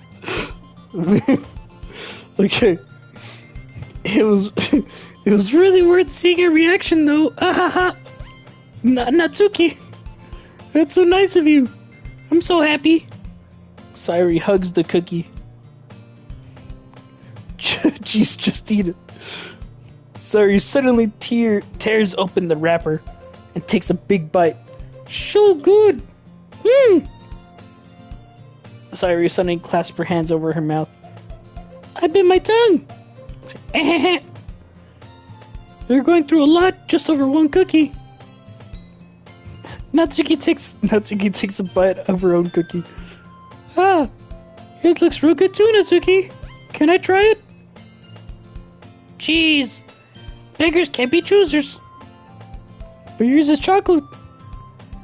Yeah, why don't I? Why do you think I give you that one? Fine. Still, I'm really happy that you share this one with me. Sayori gets out of her seat. Sayori gets out of her seat and goes behind Natsuki and wraps her arms around her. Jeez! I get it! Cookie still in hand, Natsuki reaches up to nudge Sayori off of her. Oh! Sayori suddenly leans down and takes a bite out of Natsuki's cookie. Hey! Did you seriously just do that? Mouthful, Sayori trots away to safety. Yuri and I laugh as well. Jeez, you're such a kid sometimes. Monika? Can you tell Sayori? Natsuki glances around. Monika isn't in the classroom. Where's Monika anyway? Good question. Or good question. Have any of you heard about her being late today? Not me. Yeah, I haven't either. That's a bit unusual. I hope she's okay. Of course she's okay. She probably just had something to do today. She's pretty popular after all. Yeah? You don't think she has a... I wouldn't be surprised. She's probably more desirable than all of us combined. Hey, that's true. Excuse me? Suddenly the door swings open like a whoosh. Sorry, I'm very sorry. I'm so sorry. Ah, there you are. I didn't mean to be late. Hope you guys weren't worried or anything. Eh? Monica chose the club over her boyfriend after all. You're so strong-willed. But boyfriend? What on earth are you talking about? Monica quizzically glances at me. Never mind that. What held you up anyway? Well, my last period today was study hall. To be honest, I just kind of lost track of time. That makes no sense, though. You would have heard the bell ring at least. I must not have heard it since I was practicing piano. Piano? I wasn't aware you played music at all, Monica. I really don't. I just kind of started recently. I've always wanted to learn the piano. That's so cool. You should play something for us, Monica. Monica looks at me. Maybe once I get a little better, I will. Yay! That sounds cool. I'd also look forward to it. Is that so? In that case, I won't let you down. Monica smiles sweetly. I didn't mean any pressure or anything like that. Don't worry. I've been practicing a whole lot recently, and I really love the chance to share once I'm ready. I see. In that case, best of luck. Thanks. So I didn't miss anything, did I? No, not really.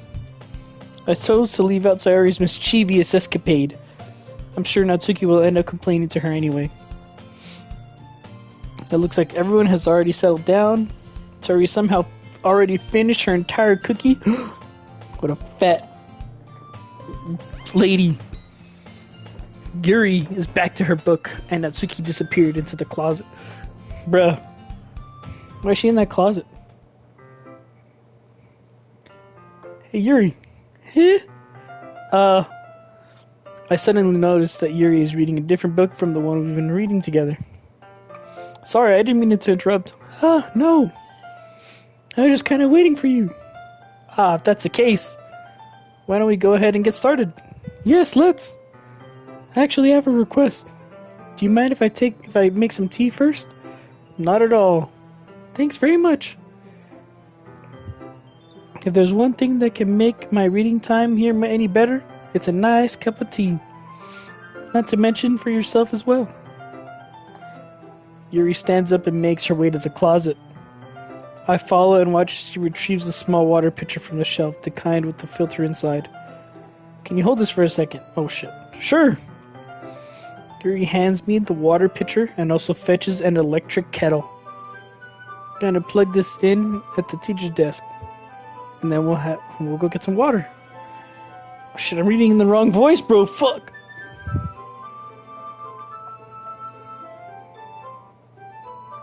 That's not good.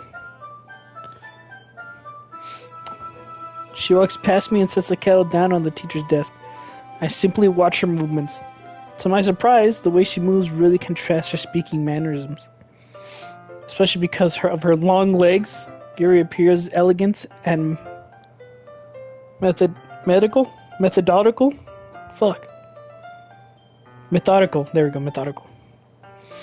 Okay, may I have the water pitcher? Thanks, I'll be right back. I might as well walk with you. Yeah, why not? Shall we go then? Yeah. Where are you two off to? Huh? Yuri was gonna make some tea, so... I suddenly realized how weird it sounds to explain this to Monica. We're just filling the water pitcher. Okay.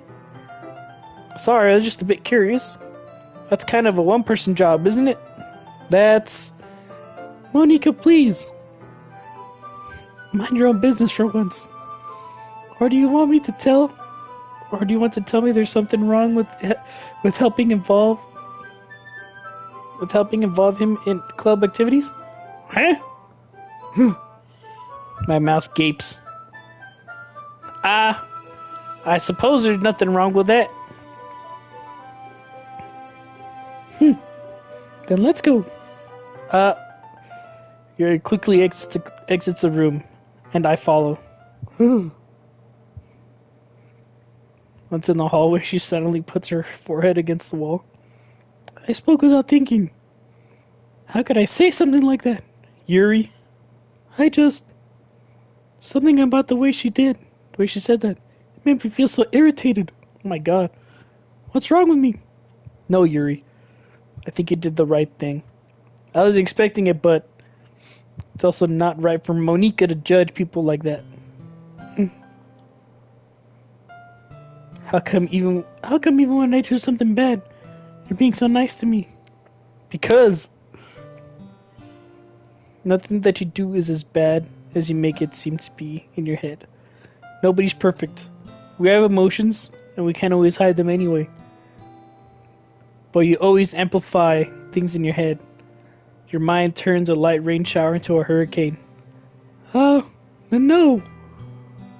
Wouldn't you hate me for something as terrible as that? Why would I hate you? Can't hate someone for having emotions. What kind of friend would do that? Friend, you say? Yuri lifts her head. I really like being friends with you. Ahaha! This is it! This is it! Thanks, Yuri. Damn, Giovanni.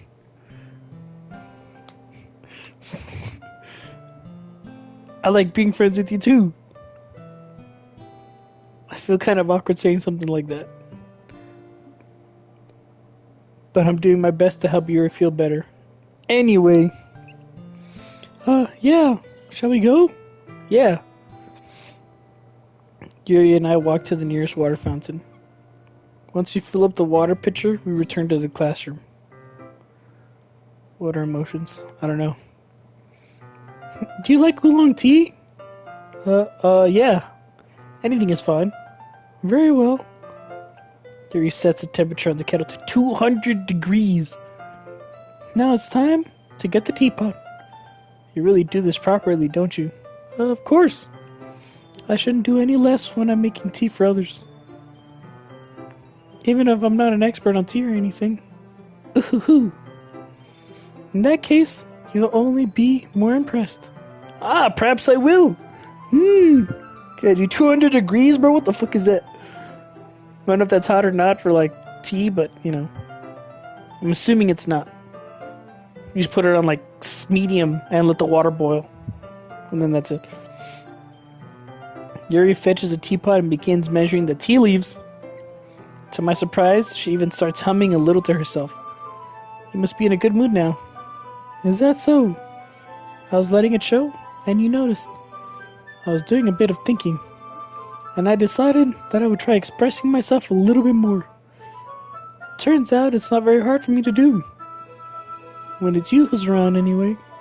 Oh! That's great, Yuri! Just don't push yourself too much. You're always worried about me. Very endearing. Yuri wasn't kidding. I don't even know if I can even keep up with this. How about Yuri pour a cup of tea for each of us? I have another request. Do you mind if we sit on the floor today? Huh? Why's that? It's a little bit easier on my back. I can read my back against the wall rather than bending over my desk. Sorry, I didn't realize. No worries. I just have back pain fairly regularly, so I do my best to manage it. Is that so? I wonder why that is. It's most likely because your posture, right? Always hunched over like that while reading? Yes! I have terrible reading posture. So that's why we should sit on the floor. So titties are too big. Fair enough. Go ahead and get the book. I retrieve the book from my bag. I have some chocolate as well. It's a small bag of chocolate candy that I kept hidden from Sayuri's candy radar.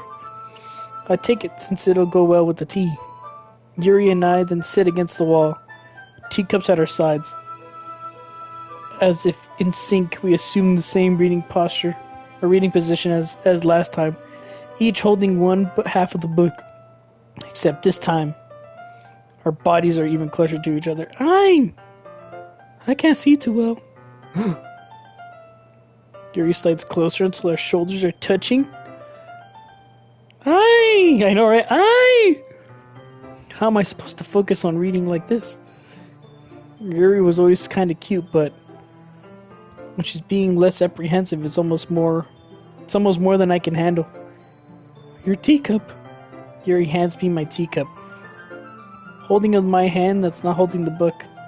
I end up in a position that makes it even harder to focus. Because now I need to worry about making sure I don't actually touch her chest. Honestly, bro, my boy's got a chub.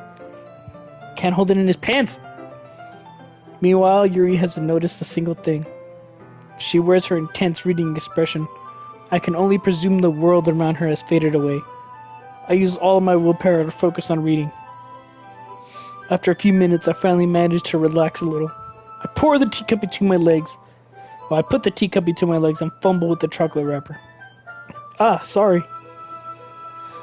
I briefly let go of the book to finish opening the wrapper. You can have as much as you want. That's okay, I won't take any. Huh? Are you sure? Well, if I touch it, then it might get smudged. Oh, fuck, dude, holy shit. I'm stuttering.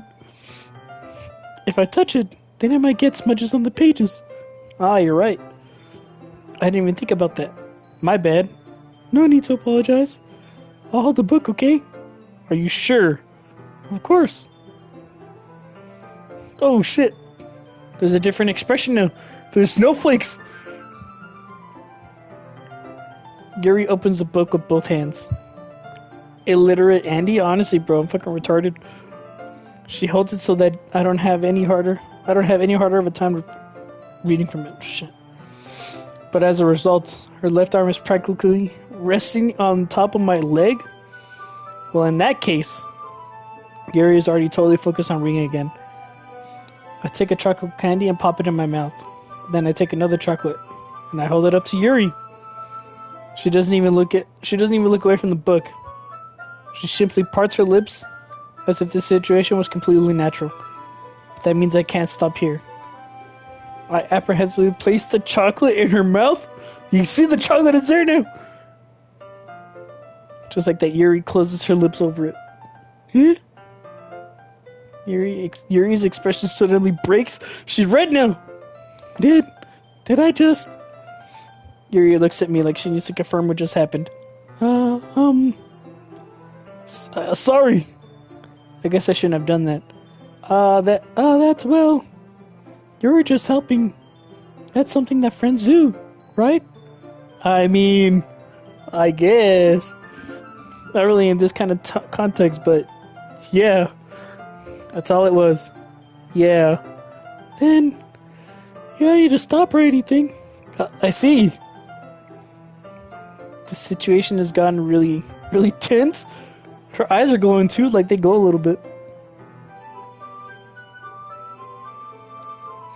Yuri tries to return to the book, but I can tell just by her expression that even she can't focus right now. My heart is pounding, but it's like... That's how it goes. I'm assuming that's the sound effect that they're going. It's like the super loud bunk bunk. Bunk bunk. Frenzy of sloppy toppies. Honestly, bro, for the homies. It's Ferda. For the boys.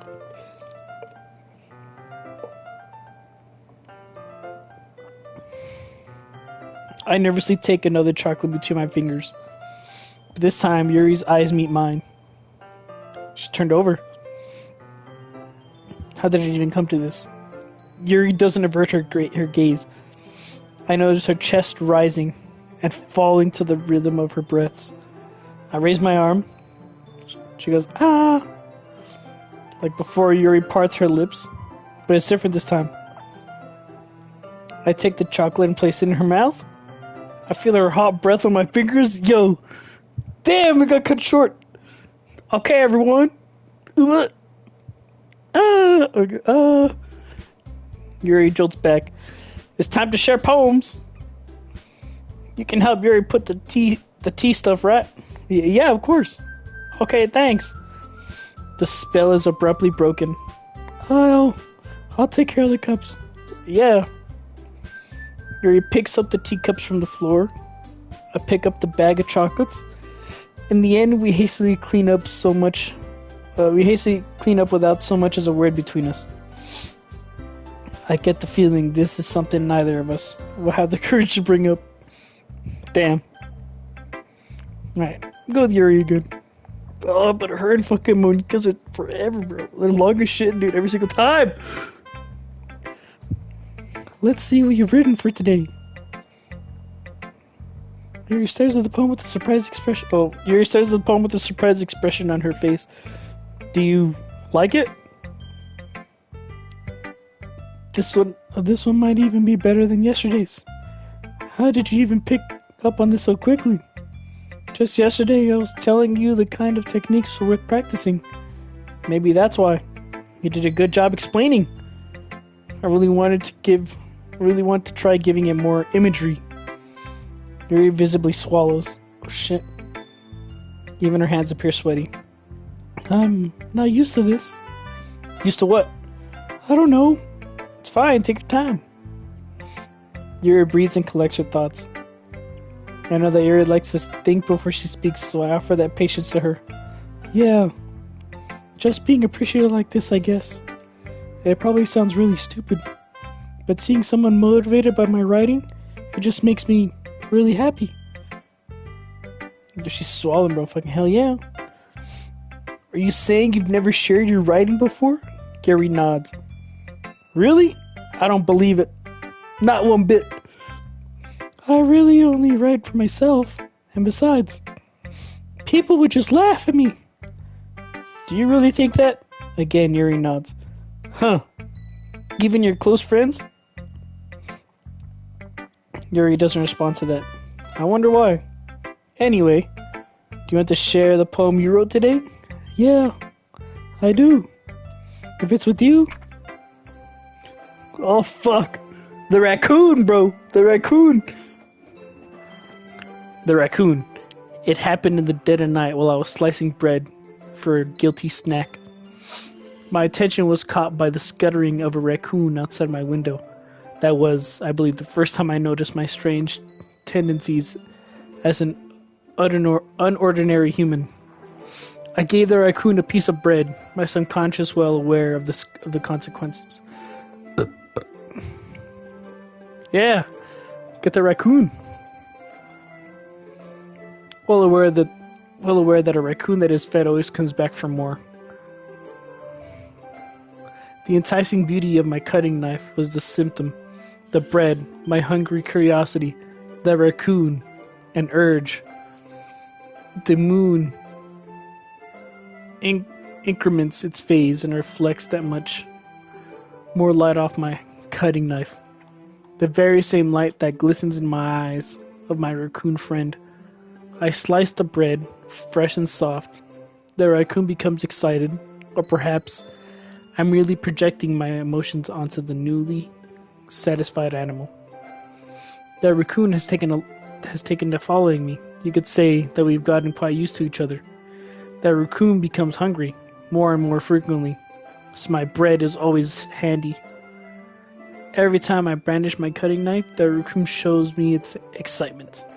A rush of blood. Classic pavilion conditioning. I slice the bread, and I feed myself once. I might feed myself again. Did she kill the fucking raccoon? Is that the vibe I'm getting? I was a little more daring with this one than yesterday's. I can see that. It's a lot more metaphorical. I don't know if it's my fault, but I can't begin to imagine what this poem is about. That's right. It's a bit closer to my preferred writing style. Using the poem as a canvas to express vivid imagery and conveying emotions through them. Yeah, if I take it at face value, then I can't even figure out what it's supposed to mean. Sussy vibe, honestly, bro. Just a little bit. Well, I think it's something that different people can relate to in their own way. I want to express the way it feels for me to indulge in my more usual hobbies. It's those sort of things I usually force myself to keep to myself. So I sometimes enjoy writing about them. Why do you keep them to yourself? But because they're embarrassing. And people will make fun of me. Don't you have anything that you like? Well, yeah, I guess I do. I feel like everyone has a little something like that.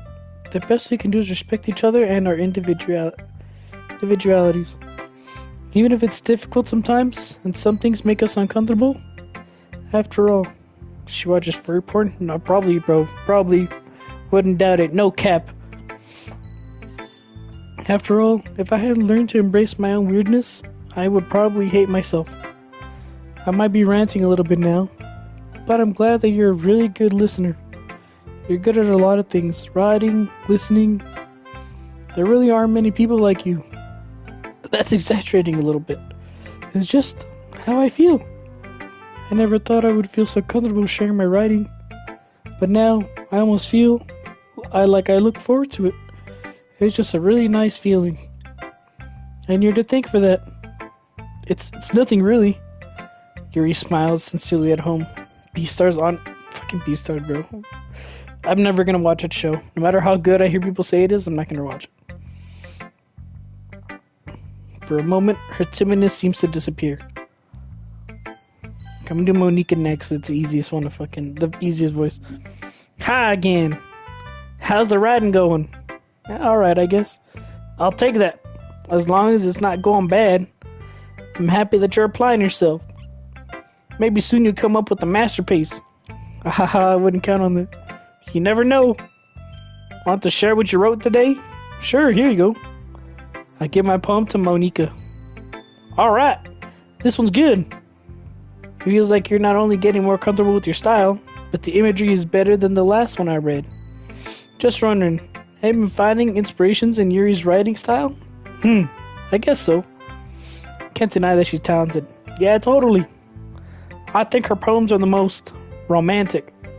It's the best way to describe it. She's like a totally different person when she picks up a pen. I noticed that too. Or when she's talking about literature, it's like a light turns on inside her. Sadly, it's hard to get much personal conversation out of her. Trust me, I've tried. Who knows what goes on in that head of hers? I hope you don't mean that in a bad way. No, of course not. I just meant that I wish she didn't keep so much to herself, but still defending her like that. You must be pretty into her. What? You completely misunderstood. Calm down, I'm just kidding. Besides, I'm pretty sure she's already got a boyfriend. No! Wait, really? Yeah, a fictional one anyway. Monica kind of whispers that last part to me. It's just a hunch, but... Well, there's not really anything going wrong with that. Oh, well, I know. I was just saying. But anyway, you want me to read my poem now?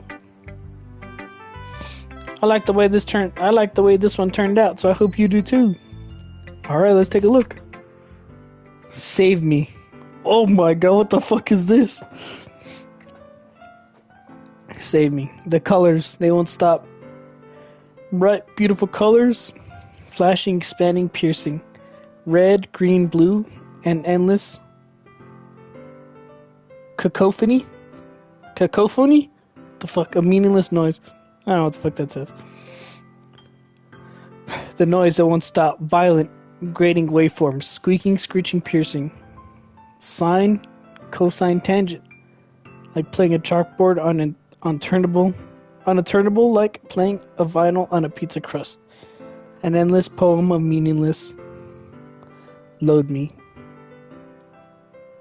What the fuck is this? Did she get abused at home? I feel like they lock her in her room. It's even more extra than your last one, huh? Ahaha. I guess it's just the way I write. Sorry if you don't like it. I never said that. It's just the kind of thing I've never really seen before, I guess. I kind of like playing with my space on the paper. Choosing where and how to space your words can totally change the mood of the poem. It's almost like magic.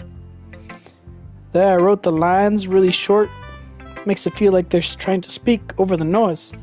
I see. It's so hard for me to tell what it's about though. Ahaha. Sometimes asking what a poem is about isn't the right question. A poem can be as abstract as a physical expression of a feeling, or a conversation with the reader. So putting it that way, not every poem is about something. Anyway, here's Monica's writing tip of the day. Sometimes you'll find yourself facing a difficult decision. When that happens, don't forget to save your game. You never know when you might change your mind. Or when something unexpected may happen.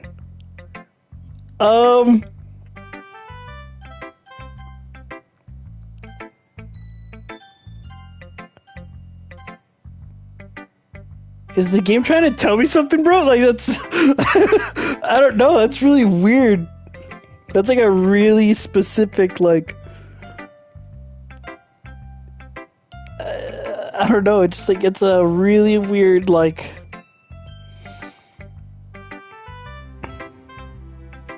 It's just really odd to say.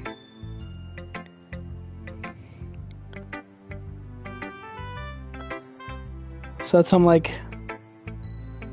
Huh. Hold on.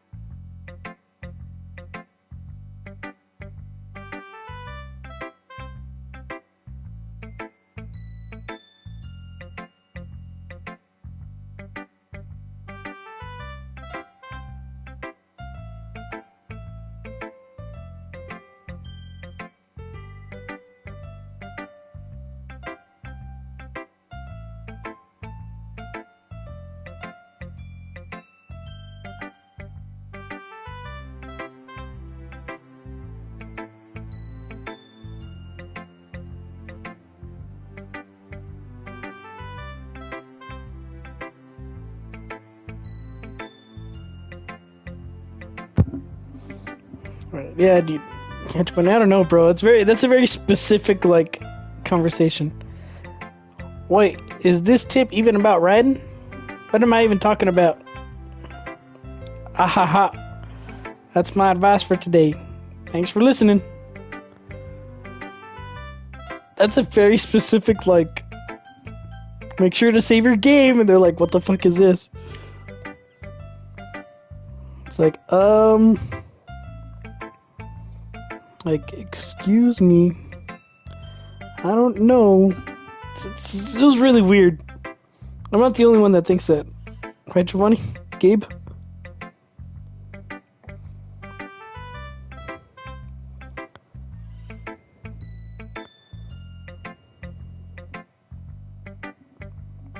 It's like super weird to like think.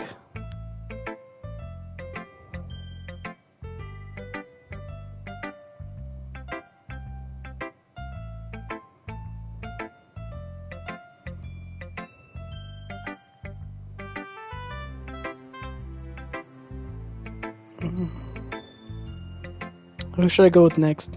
A normal ass conversation? Yeah, bro, for sure. Like, you would think of a normal ass conversation of just like, oh,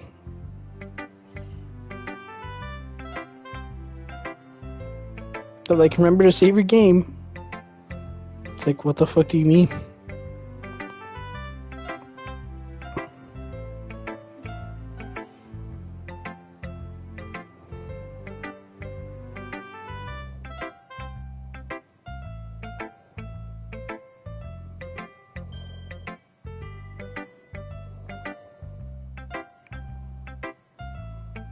I don't know. We'll go with Sayori next.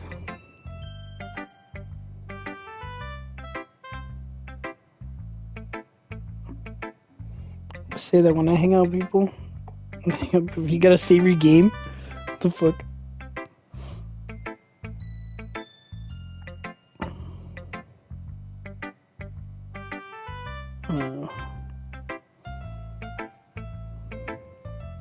Sorry. Ooh, I like this one. It has something. It has some nice feelings in it. Ah, I'm glad.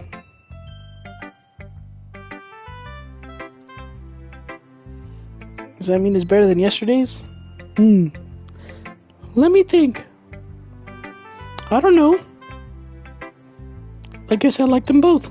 What the fuck?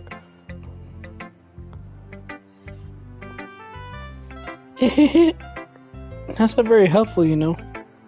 I'm not very good at figuring. Oh, I'm not. Well, I'm not very good at figuring out if poems are good or bad. But that's why I just go by my heart. If it makes me feel things, then it must be a good poem. I'm not exactly sure how it works. Then again, I must be conveying a feeling. Shit. Then again, I guess conveying feelings is a pretty important part of this whole thing. Yeah, maybe. Honestly, I don't even know what kind of writing you like in the first place. Yeah, me neither. Why don't you at least try giving it some thought? You want to write something for me? That's so sweet. Yeah, right. But you're always thinking about other people. You need to think about yourself. You need to think about yourself for once in a while. Oh shit, dude, I'm fucking having a stroke.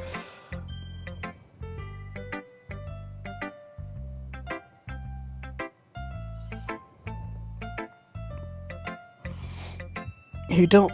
Hold on, I'm ordering wings real quick, so I'm trying to.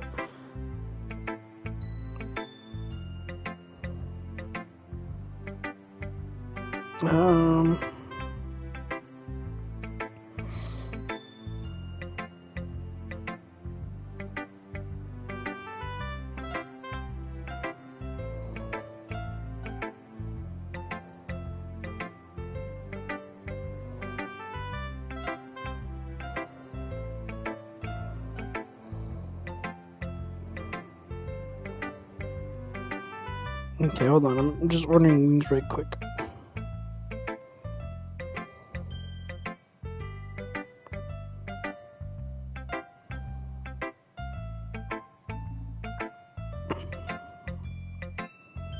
Okay.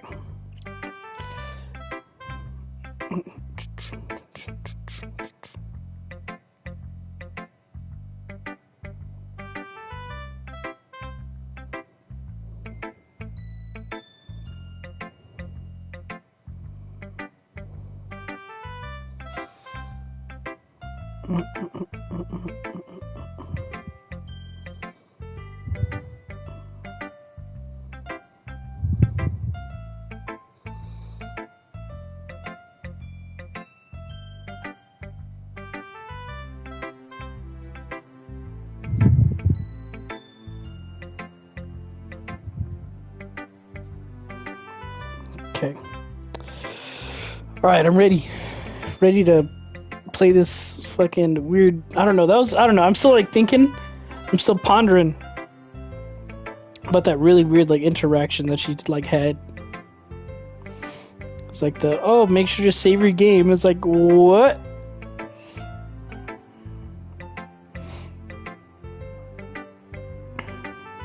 Okay.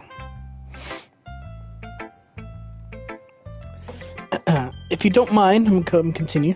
So my girlfriend tells me, "Damn." If you don't mind, you might end up getting hurt at some time. Huh? Well. I don't really know what you mean, but I try to keep that in mind. Just tell me to kill the queen. Well, whatever. Anyway, let's see. I guess I like happy poems. Wait, sometimes I like sad poems too. Sometimes a little bit of both. There's a word for that, right? What's the word I'm looking for? Bittersweet. Yeah. I like things that are happy and things that are sad. Happy and sad. I can't see you liking something sad, Sayori. Well, I like happy the most, but sometimes, when you have a little rain cloud in your head, a sad poem can help you give the rain cloud a little hug, and make a nice, happy rainbow. Sayori, that's unexpectedly poetic. Is it? Maybe I'm just getting better at expressing my feelings after all. Thanks. I should go write that down then. You can read my poem now, okay? What the fuck is this?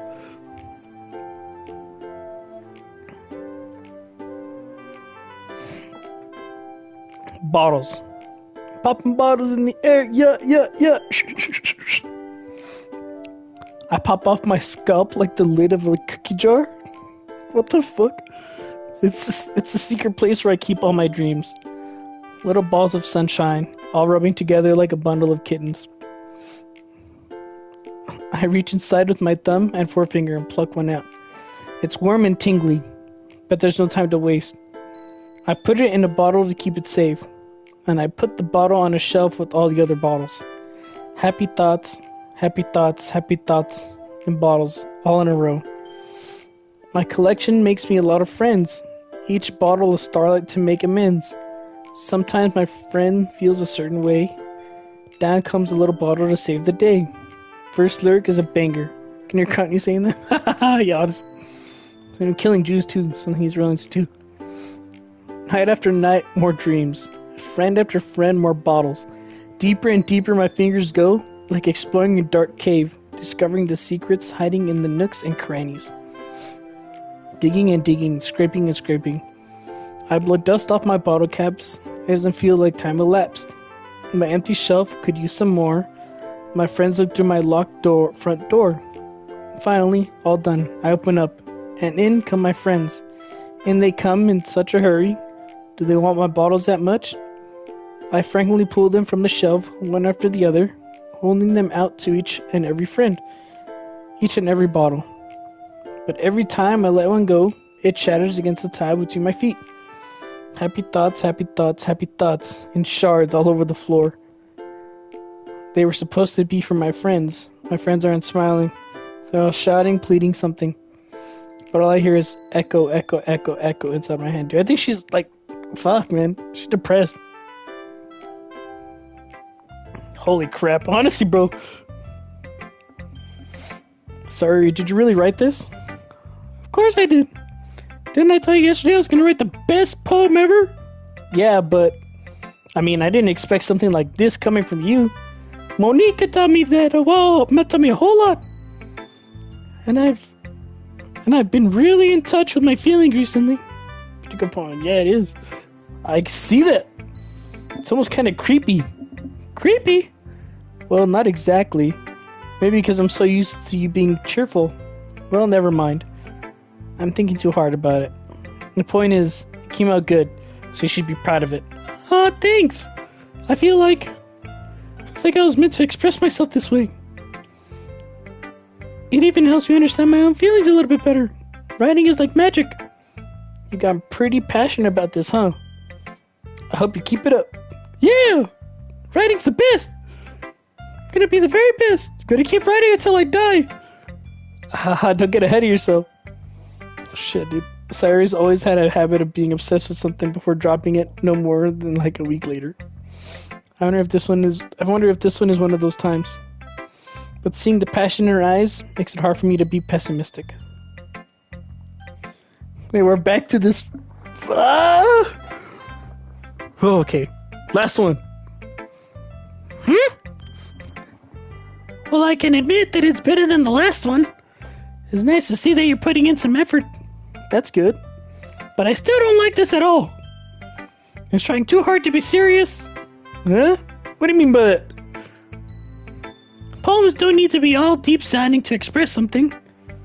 It's going to just sound like you're forcing it unless you really don't suck at it. Honestly, don't bother trying to write poems like this until you're on Yuri's level. Natsuki stops short all of a sudden. Don't tell me. Huh? You're not trying to impress Yuri, are you? What are you talking about? Keep your voice down. You know, Yuri would love this kind of this angsty. Just because she's a talented writer doesn't mean ugh. Looks like I'm in trouble. I somehow struck a nerve. Though what I did is beyond me. I'm so done with you! Natsuki shoves the poem I handed her back over to me. Take your stupid poem. If you wrote it for someone else, just don't even show it to me. Ouch. This is what I get for letting a youngster girl step into my business. Unless I was a mind reader, I was destined to be in a world of pain from the start. At least Natsuki wasn't the girl I was trying to impress in the first place. Damn, I didn't even read her fucking poem! What the hell is that? Okay, everyone. We're all done reading each other's poems, right? I have something extra planned today. So if everyone could sit at the front of the room. Is this about the festival? Well, sorta. Oh wait, that was the wrong voice I did. Do we really have to do something for the festival? It's not like we can put together anything good in just a few days. We'll just end up embarrassing ourselves instead of getting any new members. Well, that's a concern of mine as well. I don't really do well with last-minute preparations. Don't worry so much. We're going to keep it simple, okay? We won't need much more than a few decorations.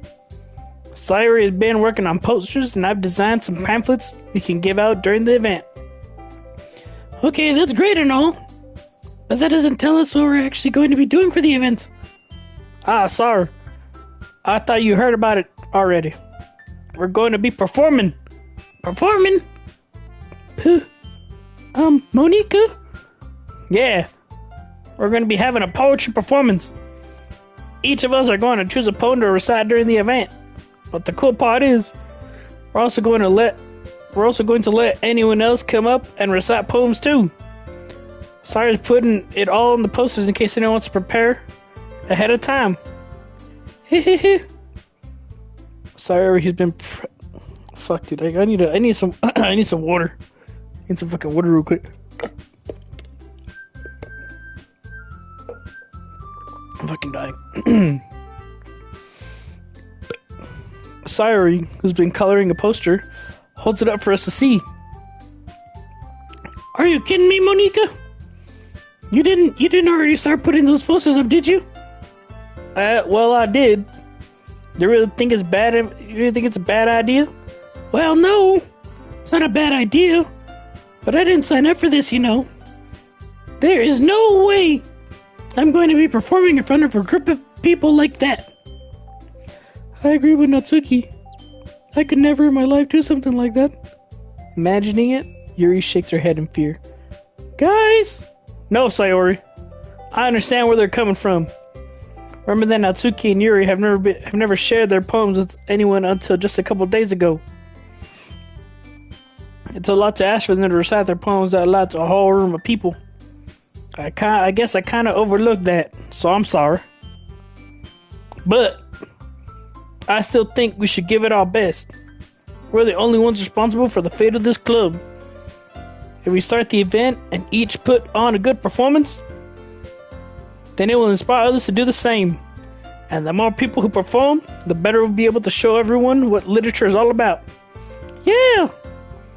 It's about expressing your feelings. Being intimate with yourself, aye. Finding new horizons and having fun. That's right.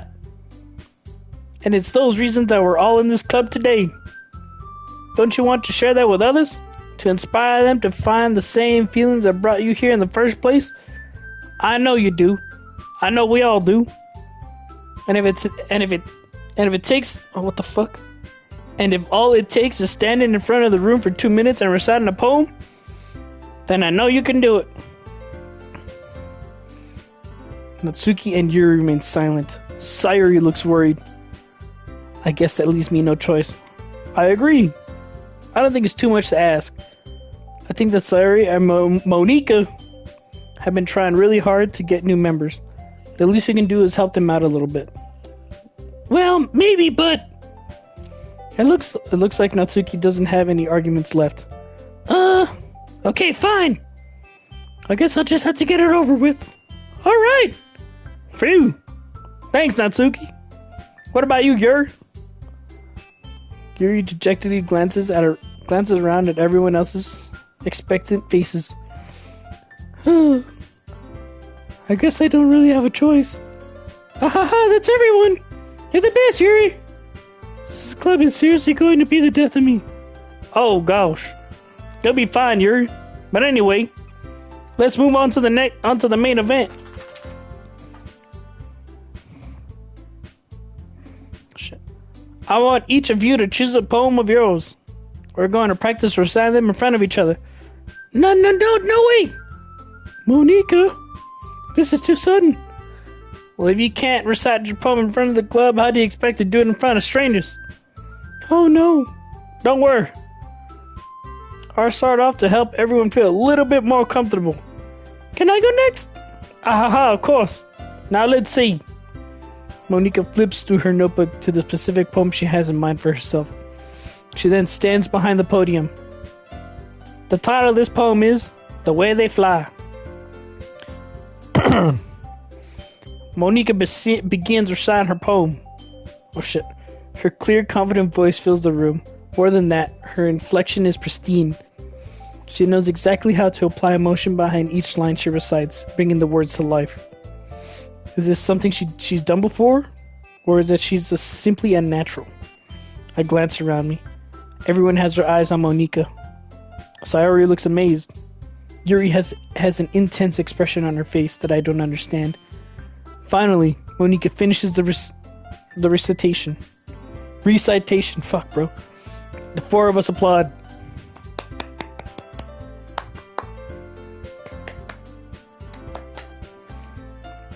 Monica takes a breath and smiles. That was so good, Monica. Thank you very much. I was just hoping to set a good example. Are we ready to go next, Sayori? I'll go next. Yuri's fired up all of a sudden. Yuri clutches a sheet of paper between her hands and stands up. Keeping her head down, she walks quickly over to the podium. This poem is called... Yuri anxiously glances at each of us. You can do it, Yuri! It's called Afterimage of a Crimson Eye.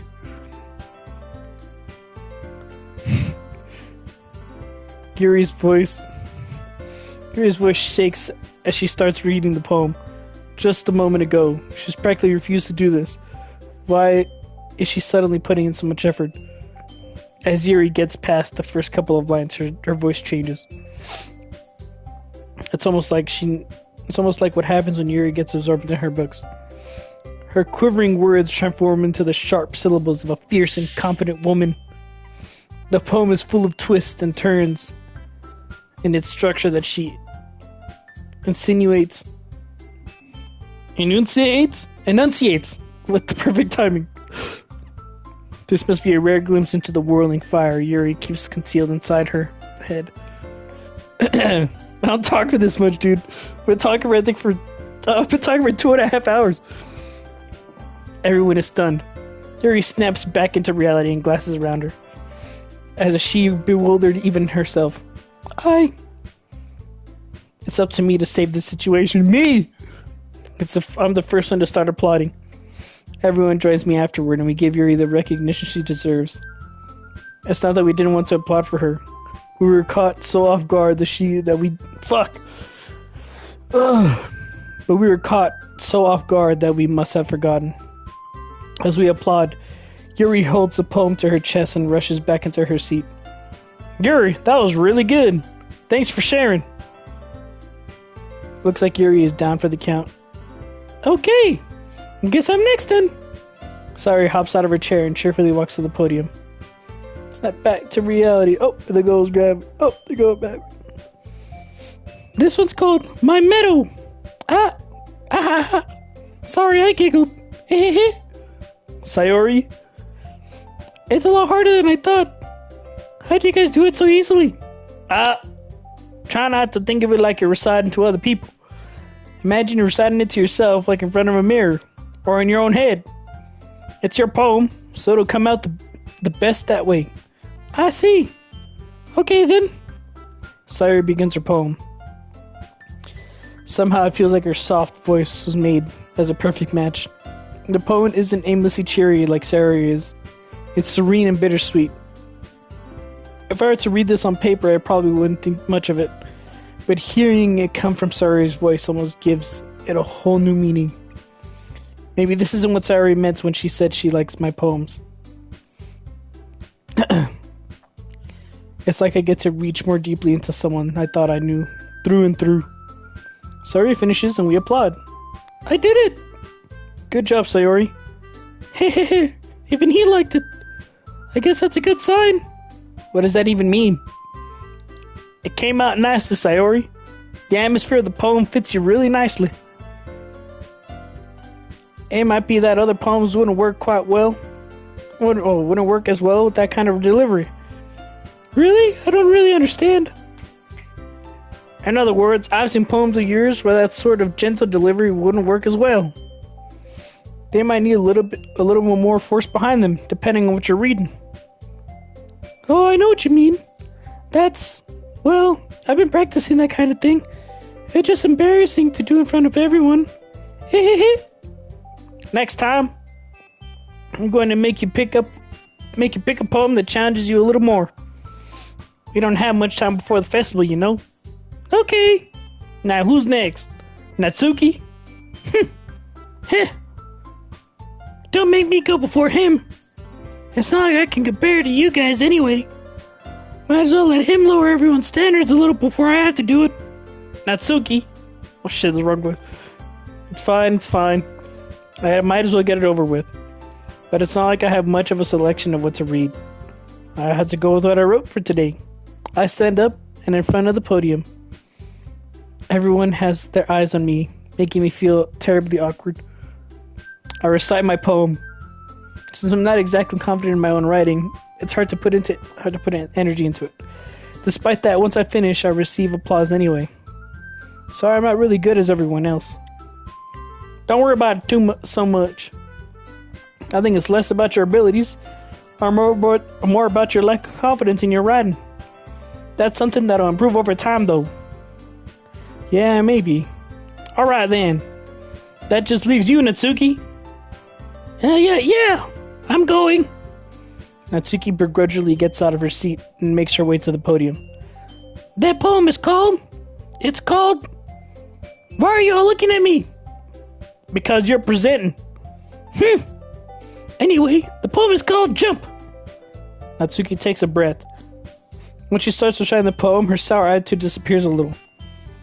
But she's a little... Oh, wait, hold on. While she's still a little unenthused, her poem has a rhythm and rhyme to it. It's Natsuki's trademark style, and it works surprisingly well when spoken aloud. The words feel like they bounce up and down as they're giving life to the poem. Natsuki finishes and everyone applauds. She huffs back to her seat. That wasn't so bad, was it? Easy for you to say. You better not make me do that again. Well, do you at least feel prepared enough to recite a poem in front of other people?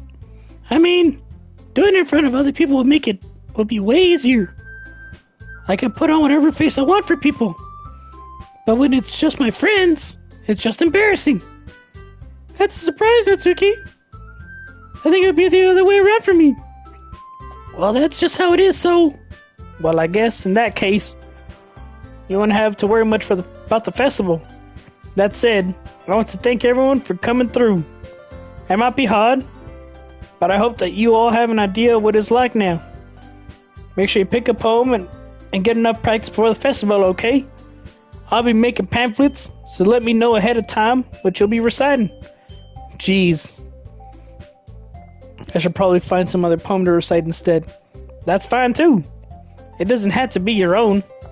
I'm already pleasantly surprised that you're putting in all this effort for the club. It makes me really happy. Bro, her skirt fucking flutters every single time. Yeah, no problem. Okay, everyone. I think that's about it for today. I know the festival's coming up, but let's try to write poems for tomorrow as well. It's been working out real nice so far, so I'd like to continue that. As for the festival, we'll finish planning tomorrow. And then we'll have the weekend to prepare. Monday's the big day. I can't wait. I can do this. I can do this. Alright. I stand up. There's no way I'll be able to find the same enthusiasm as Sayori and Monica. But I'll do my best to get through it. If it's for the sake of the club. And impressing Monica. Then I have to do my best. Ready to go, Sayori? Yep! Look at you two. Always going home together like that.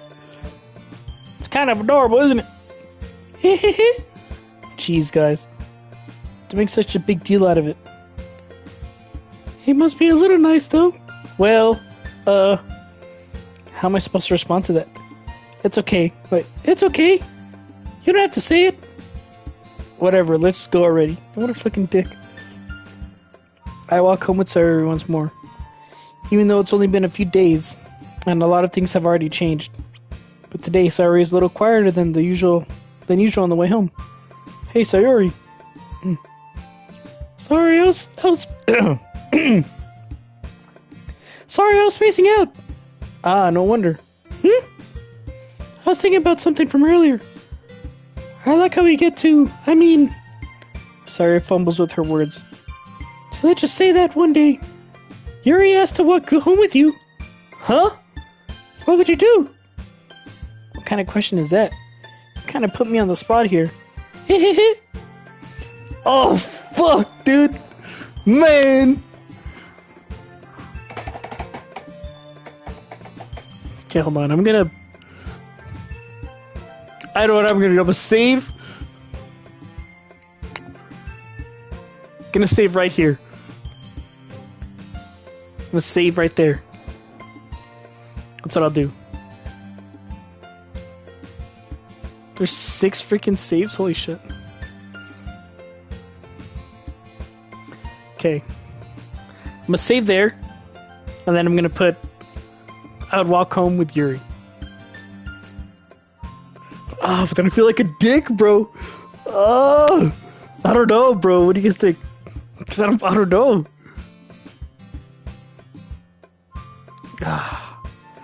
I'm confusion.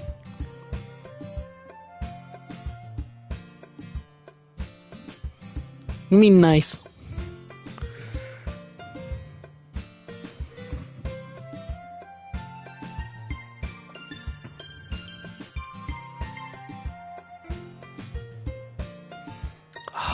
I don't know what to put. I'm confused, bro. Should I say I would walk home with Yuri, or would I still walk home with Sayori? Fuck her. Fuck who? This girl or Yuri? Yuri 1000%? Hell yeah, brother. Walking home with Yuri, huh? Why does the thought of that make my heart pound? I mean, given how hard it is for her to socialize, I would feel awful to turn her down, so... Isn't she so beautiful and smart? That has nothing to do with what I just said. Ha ha ha, you admitted it! Jeez. That's not even the point in speculating something that's never going to happen. Well, maybe. But I just like to think about it. It's not long before you won't need me anymore, you know? Need you? Sayori? Can't figure out how you're seeing things in your head right now. Sorry. Everyone is different. Nobody in the club is a replacement for you. If you say so. The conversation trails off and I'm left feeling awkward. But it was kind of her fault for trapping me with such a weird question. I can't just lie to her. But if there's something that makes her happy, I would hate to take that away from her. But that's why I said there's no point in speculating. Then again, the festival is only a few days away. Who knows what will happen in that time? Damn, bro. Okay, I'm gonna save. Okay. Save 3 is gonna be, or this one right here is gonna be the save. The official save. Oh man. Holy shit, dude.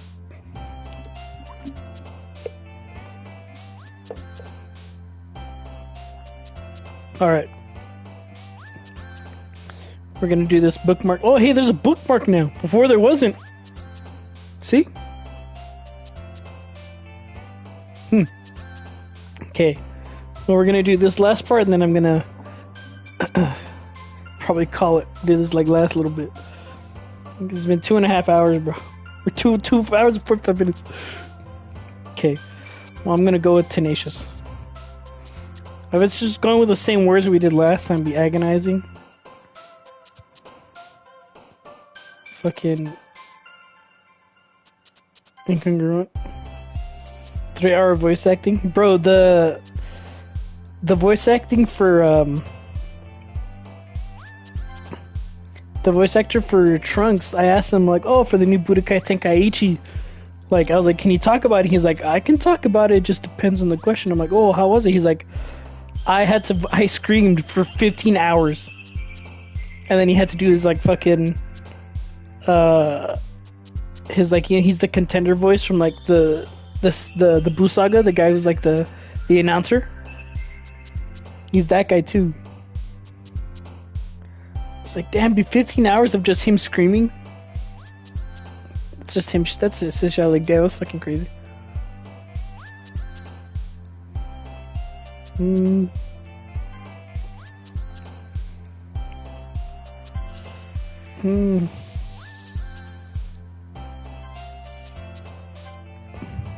Fuck.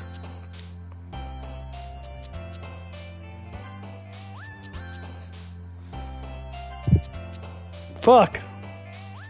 Let's see. Lust. Oh my god.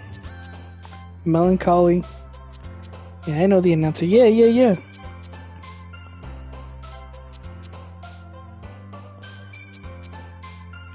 Death. Fuck. Disoriented. Fireflies. Shiny Doki Doki. Disarray. Massacre. Analysis. That shit's hard work, but it probably feels fire to watch yourself be the voice of the character. Honestly, bro. Ugh. Oh, man. Oh, wait, hold on. Yeah, I was gonna save here. I was gonna continue. I was like, fuck. Oh, should I save here? I'll save right here. Okay. I think...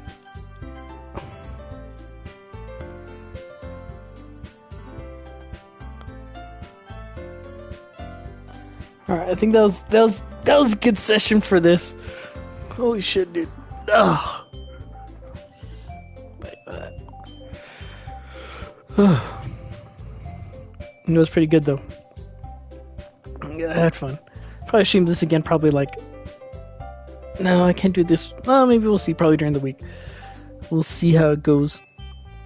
Like, fuck it. Alright. It is... Unless you guys want to see another game, but I think... Yeah, it's good. And I need to play Resident Evil. I haven't played that in a while. For sure, that's a game I need to go back and play. But, I don't know. I haven't been in Resident Evil mood lately. It's like, it's meh. Professional streamer? I wish, bro. I could make bank.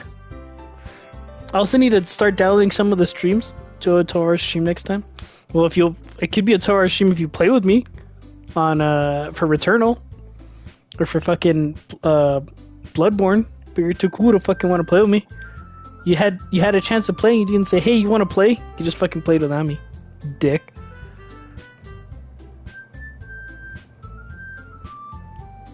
Yeah, fucker. Okay.